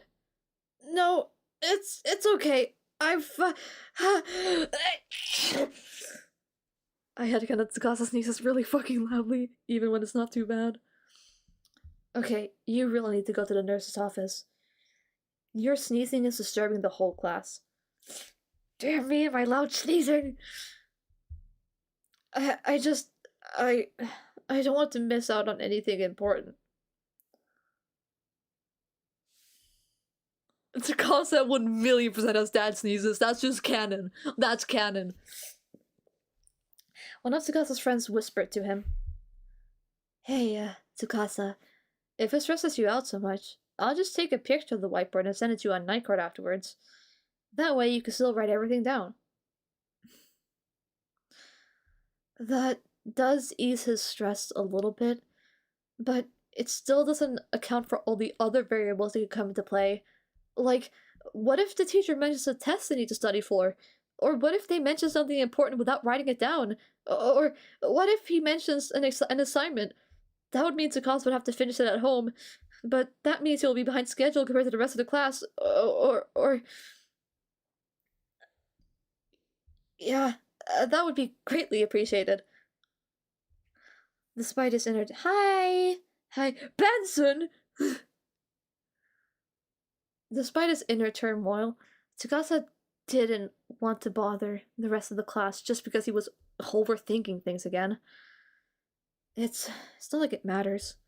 Voicing his complaints has never done any— Voicing his complaints is just going to make things more complicated. So, with all that being said, he got up from his desk. Alright, teacher. I'll go to the nurse's office now. Sorry for being such a bother. It felt like everyone was staring at him. Alright then, I'll be off now. And with that, he closed the sliding door and began walking to the nurse's office. Tsukasa could already feel the stress starting to well up inside him.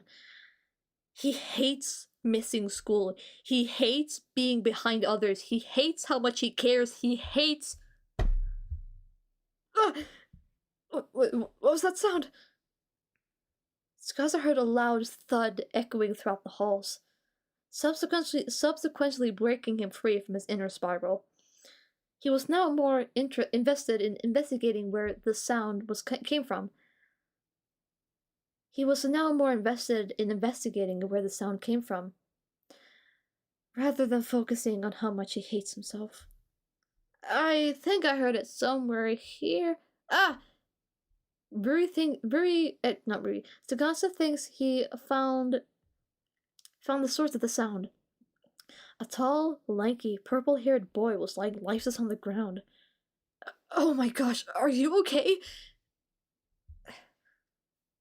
No response.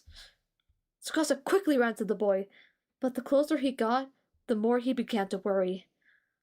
The purple boy strikes again. Purple gay!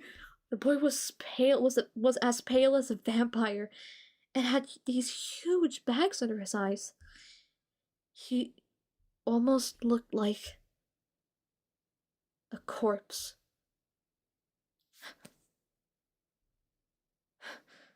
Oh, thank God! Still has a pulse. Tsukasa knelt down near the boy and began panicking just a little bit. This has never happened before. So Tsukasa isn't sure how he's supposed to react. But one thing's for sure. This boy needs help. And if it's one thing Tsukasa knows, it's how to care for others than himself. He grabbed the boy's arm.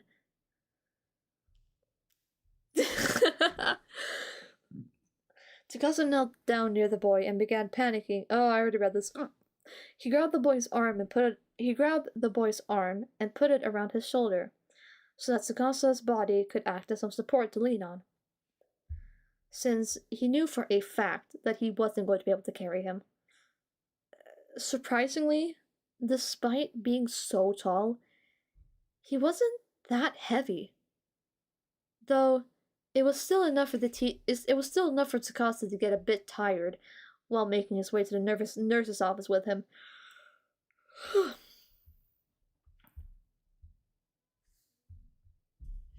Okay.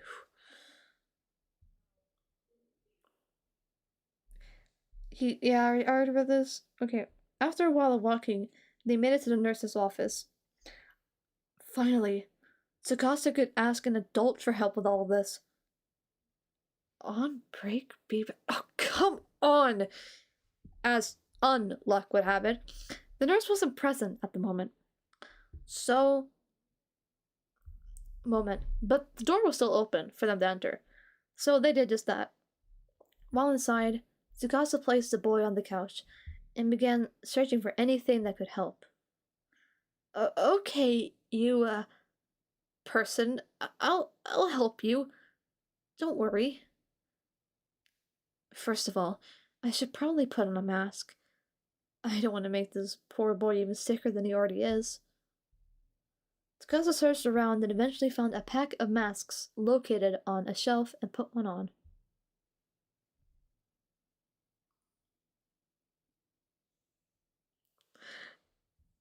Incompetent? That's so mean. I should probably also find some blankets to warm him up. He was so cold when I carried him. Once again, he searched the room until he found some blankets on one of the beds and yanked it off and began swaddling the boy until he was sure no cold winds would be able to reach him. Next, I should probably check his temperature. You missed the Rui part of a fanfic, a middle school Rui Kasa fanfic, and now, Tsukasa found Rui passed out, and now he's taking care of him in the nurse's office. Yaoi, yeah. Once again, he searched the room, he yanked it off, so no calls were able to reach him. Bro missed everything! Actually, no. We're not making Aki counter yaoi a thing. We're not. No, okay. I was fine with Tsukasa 6-7, but not this.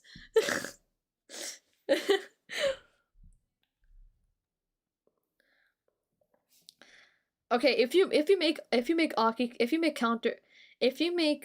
Aki counter fan art, tag me, make a YouTube post and tag me, and I'll look at it. Okay, I think my sister came home, but I want to finish reading this first. Once again, oh, I already reached it. Next, I should probably check his temperature. Tsukasa placed his palm on the boy's head. He was scorching hot. A stark contrast between his body, which was cold to the touch. Oh, you poor thing. I'll go fetch you a nice, damp towel. Tsukasa didn't notice, but he had begun talking to himself, similarly to how he does when taking care of Saki, whenever she was sick, but not to the point of being hospitalized. Tsukasa would often be by her side when their parents weren't home, taking care of her and comforting her. He would always feel this strong, motherly instincts whenever Saki needed his help, and it was unusual for anyone other than Saki to activate this motherly instinct of his. Yep, yippee, youpee! That's great, Anna. I'll check it out later. After I finish reading.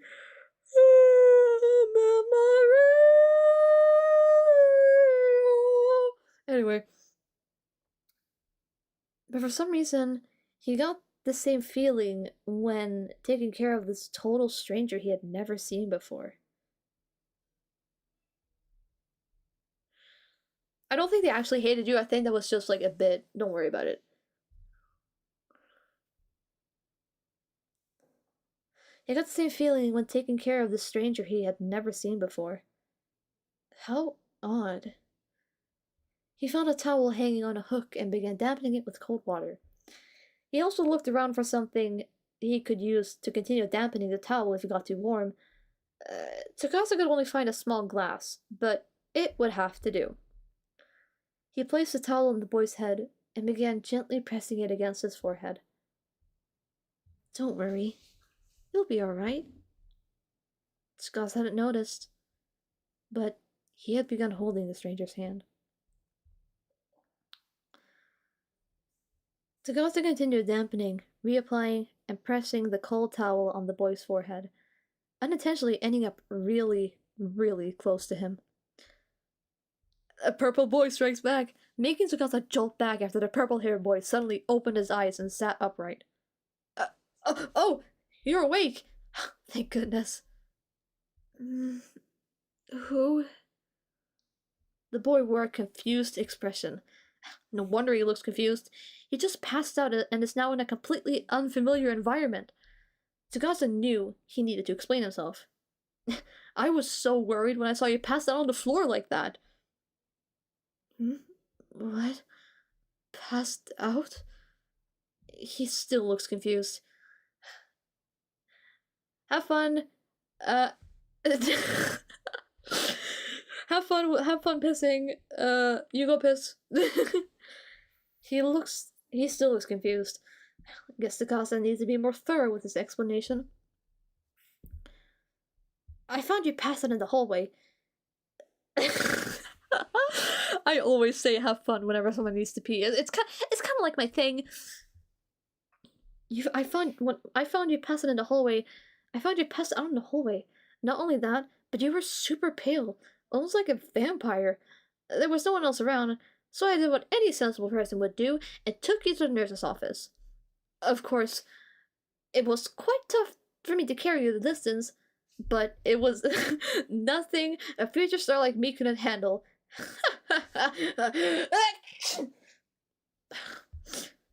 Damn it, my stupid sneeze made my laugh sound so forced. Bless me. Anyway, the nurse wasn't here, so I made ourselves at home. Tsukasa's rambling was cut short after noticing the boy turning even paler than before as he fell back onto the couch. Are you... The stranger began mumbling.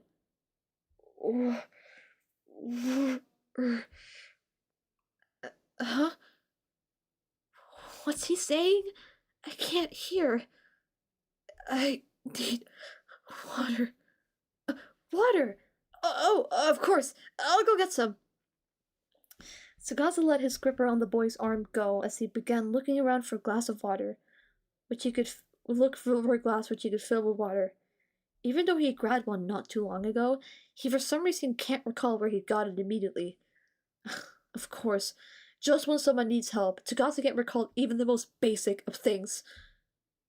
That being said, he still found one relatively quickly, and began filling it up with water. He filled it up, accidentally dripping some water on the way back to the pale boy, as he gently put his hand on the stranger's waist, and repositioned him so it would be optimal for the water to go down.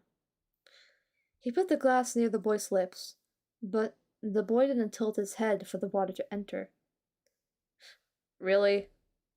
Although Tsukasa didn't want to admit it, he was getting just a tad bit fed up with how needy this boy was being right now. But he wasn't just going to let him pass out again. So he put his hand on the back of the boy's head and tilted it for him. Tsukasa didn't even have time to blink until the water was completely gone. Even after it was completely empty, the boy still appeared to be deathly thirsty, since he was desperately trying to get the last tiny drop of water from the glass. Hey, that's not necessary. I'll fill you up some more. I'll fill some more up. I'll fill up some more for you. Jeez. After a few rounds of doing this, no. Fuck, I was hoping you wouldn't notice. Fuck. Ah! Fuck. You heard nothing. Mind erasing beam. You heard nothing. Okay. Anna, don't tell him anything, alright? Don't say anything, alright? This is just a secret between you and me. Nope. Okay.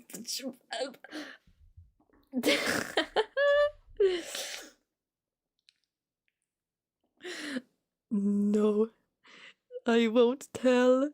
You should have listened more. That's your fault. You should have listened better. Now you miss out on the funny. Hee hee. Oh my god, please tell me. Show me the Aki counter after you're done. After a few rounds of doing this, the purple beast this time had finally seemed to have his fill of water, and he began to regain some more color on his face. His skin was surprisingly smooth, and had a very pretty hue. Tsukasa was caught off guard by how should he put it? Pretty he was? No, that's a weird way to put it. It's more so he's like...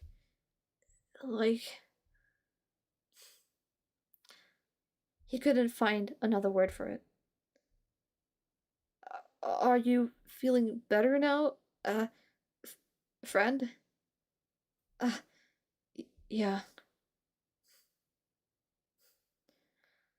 This is getting too awkward for me. I need to think of something that can break the silence. So, my name is Tenma. Sorry, I couldn't help it. I couldn't help it. And you are... The purple boy again. The purple boy suddenly got a somewhat pained look on his face, but his expression suddenly shifted to one of complacency as he put on a smug-sounding tone. My name is Kamishiro Rui. You've... I feel so high. I've just been having a normal day now. I've spent 4 hours on a live stream and I'm leading a bunch of counter keto slings. Stop. Okay. My name is Kamishiro Rui. You've probably heard of me before. Kamishiro Rui? No, I don't think I have. Oh, wait! I think I actually have heard of you before. But all the stuff I've heard about him was negative. I mean, I'm sure those things are just greatly exaggerated. And it can't possibly be true, but the things they said about him behind his back, is he aware of that? Oh, wait. Is that why he got that pained look on his face when I asked for his name? Ugh, great. I feel bad now. He probably thinks I'm gonna start treating him the same way now that I know who he is. But to be honest with you, I think it's all just a bunch of baloney. Rui's face suddenly lit up. His eyes were wide in shock and confusion. Bingo! It seems as if Tsukasa managed to read him like an open book. Huh? I don't know why I wrote this line, but I'm gonna have to read it anyway. Seeing Ruri have his expectations subverted and having his expression shift from a melancholic look on his face to looking like a dog who had just been called a good boy was quite humorous for Tsukasa. I have no idea why the fuck I wrote that. Why did I write that? That's... Ugh. Anyway. I mean, come on. Mad scientists who explode puppies for fun. Yeah, right. I don't buy it. It's all just a bunch of nasty rumors. Murray suddenly got a mischievous look on his face and put on a devious sounding tone that Tsukasa was not mentally prepared for. I mean, you don't know. Well, that is true, but I just got the feeling that they aren't true to the real you. Because, from what little I've seen, they don't seem to apply at all.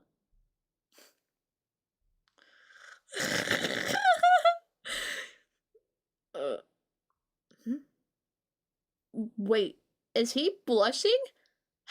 I thought this guy was gonna be hard to crack. But I guess he's just not used to people being kind to him. Poor guy. But also, him being easy to fluster? That's really cute. Wait, cute? Why was that the word I chose to describe him with? Hey, Tema-kun, aren't you supposed to be in class right now? Well, yeah. But I kept sneezing. So the teacher told me to go to the nurse's office. Trust me, I want to be in class right now, so I don't risk missing anything important, but what can you do? Don't worry about it. I think you'll be fine. I mean, they rarely cover anything important anyway. What do you mean? They always do! Especially when you're not there! Everything they write is super important and has to be written down as well. Huh. Is that so? Should it not be? Tsukasa can't believe he's doubting himself over something so obviously true. This is not very star-esque of him. A star should be perfect, they should be proud, confident, and never show any hint of doubt that can make others worry. But how can he become one if he can't even trust himself? Anyway, you kept sneezing, yes? Yeah. See, the teacher said it was disturbing the class. Hey, stop laughing. It's not like I can help it. Sorry. I know you can't. But is that why you're wearing a mask? Yeah. I wouldn't want. Oh, water. Oh, hold on.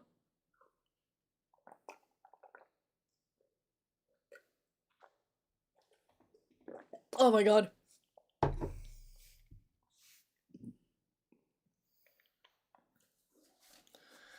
Is that why you're wearing a mask?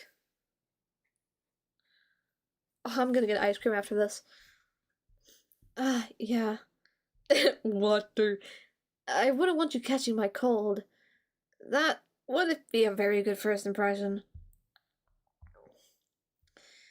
Ryu's facial expression softened and was replaced with a warm, genuine look on his face. He looked up at Tsukasa. No, I'm not gonna do that. His yellow eyes shining as the rain began to clear, and the sun began to peek out from behind the clouds. Tsukasa suddenly felt the hand resting on his own, making him look down to focus on Rui's hand. He had black painted nails, and his hand was warm. Really warm. Even though the rest of his body was cold. It was so soft as well. Not a single crack on the surface of the skin either. It was so smooth and... Tsukasa-kun, you've already made a really good first impression. Tsukasa was still too focused on the warmth of Rui's hand, and the impression his beautiful yellow eyes left on his psyche, to be able to form a complex sentence. Oh? You think? From what little information you've given me, it shows that you are kind, compassionate, and caring for others. I mean, you helped a complete stranger despite being sick yourself. If that's not a good first impression, then I don't know what is. Oh, I'll look at that after this. Uh, it's nothing special, really. Why is he being so nice to me? I don't expect to I don't deserve to be treated like I'm something special. Tsugasa began feeling a warmth in his chest that he hadn't felt in a long time. The only other time he can recall feeling this way was when he saw that performance with his family. And seeing all of them smiling, and seeing Saki smile for the first time in a long time. Saki. No, don't you dare feel good about yourself now. You're just being selfish. How can you possibly feel happy right now knowing that Saki isn't? It's not fair that I get to go to school and have fun while Saki's suffering. It's not fair. It's...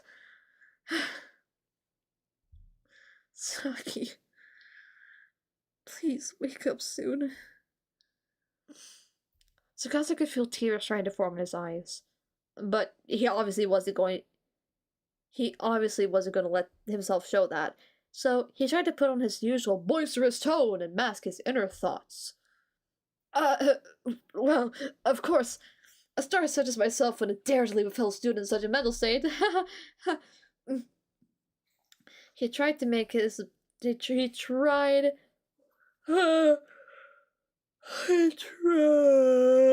Jesus. I'm gonna stop the stream after I finish this. I'm gonna look at the counter, Kasa. But after this. He tried his best to make it sound genuine, but his voice was still really shaky. Mostly due to his worry for Saki, but a bit was due to the sudden compliment this boy gave to him. Even though Tsukasa didn't like to admit it, it made him really happy. He could feel him. Yeah, I'm gonna go to sleep soon. I just need to brush my teeth first. He could feel himself start to blush just a tad. But luckily, his mask was covering most of his face. Ruri suddenly lifted his hands up and began touching Tsukasa's ear.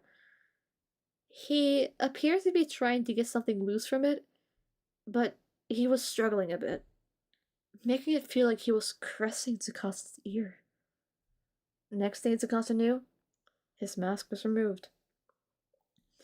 Rui's face shifted from one of concentration to one of awe, subsequently making Tsukasa blush even more than when he still had the mask on. He was just dumbfounded by this dude's straightforwardness. Tsukasa was just still trying to process what just happened, but his thoughts were cut short by the purple boy whispering something under his breath. Wow, you're really pretty.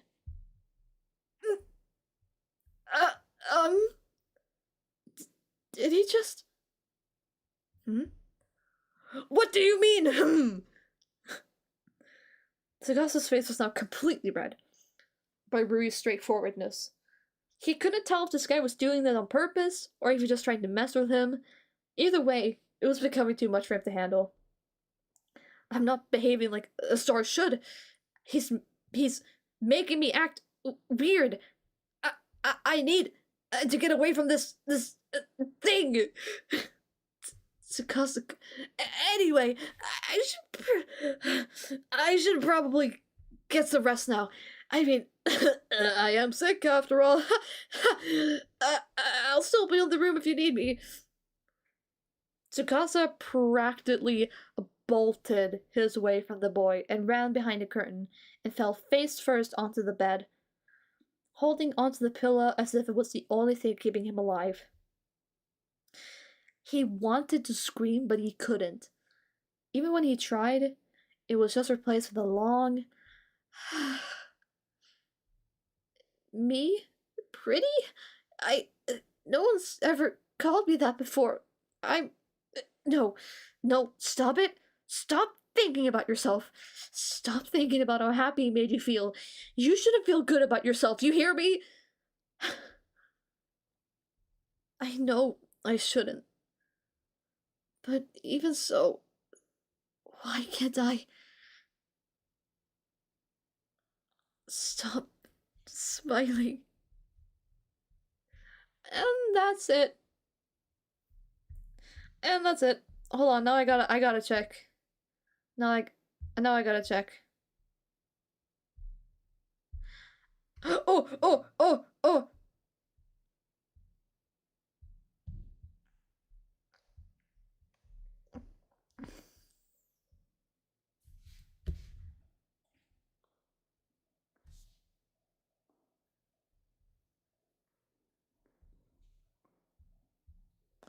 Okay.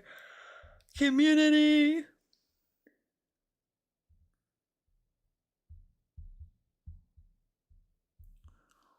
Wait, where is it? Where is it? Or did you tag me in it? Hold on. I'm almost at 2K subscribers. That's crazy.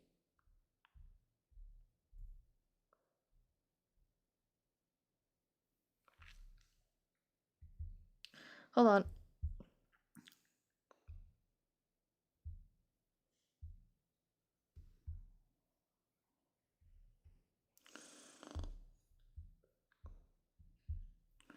Community.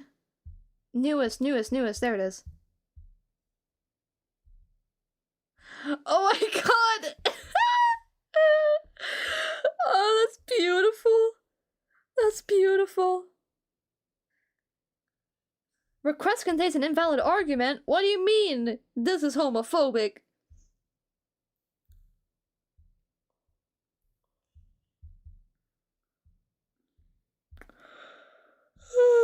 Okay.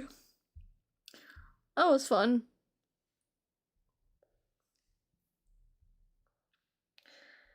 That was fun. Okay. Let me just turn this off now.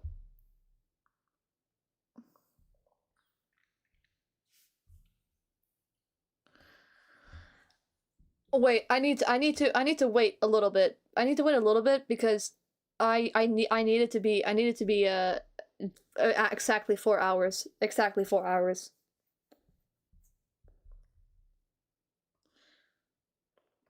Hold on. I will wait until it's perfect. It has been 4 hours. Or it will be 4 hours in... Okay, guys, thank you guys so much for being here. I'll definitely do it again sometime. I'll try to get it perfectly at the 4 hour mark. Let's see if I can do it. Let's see.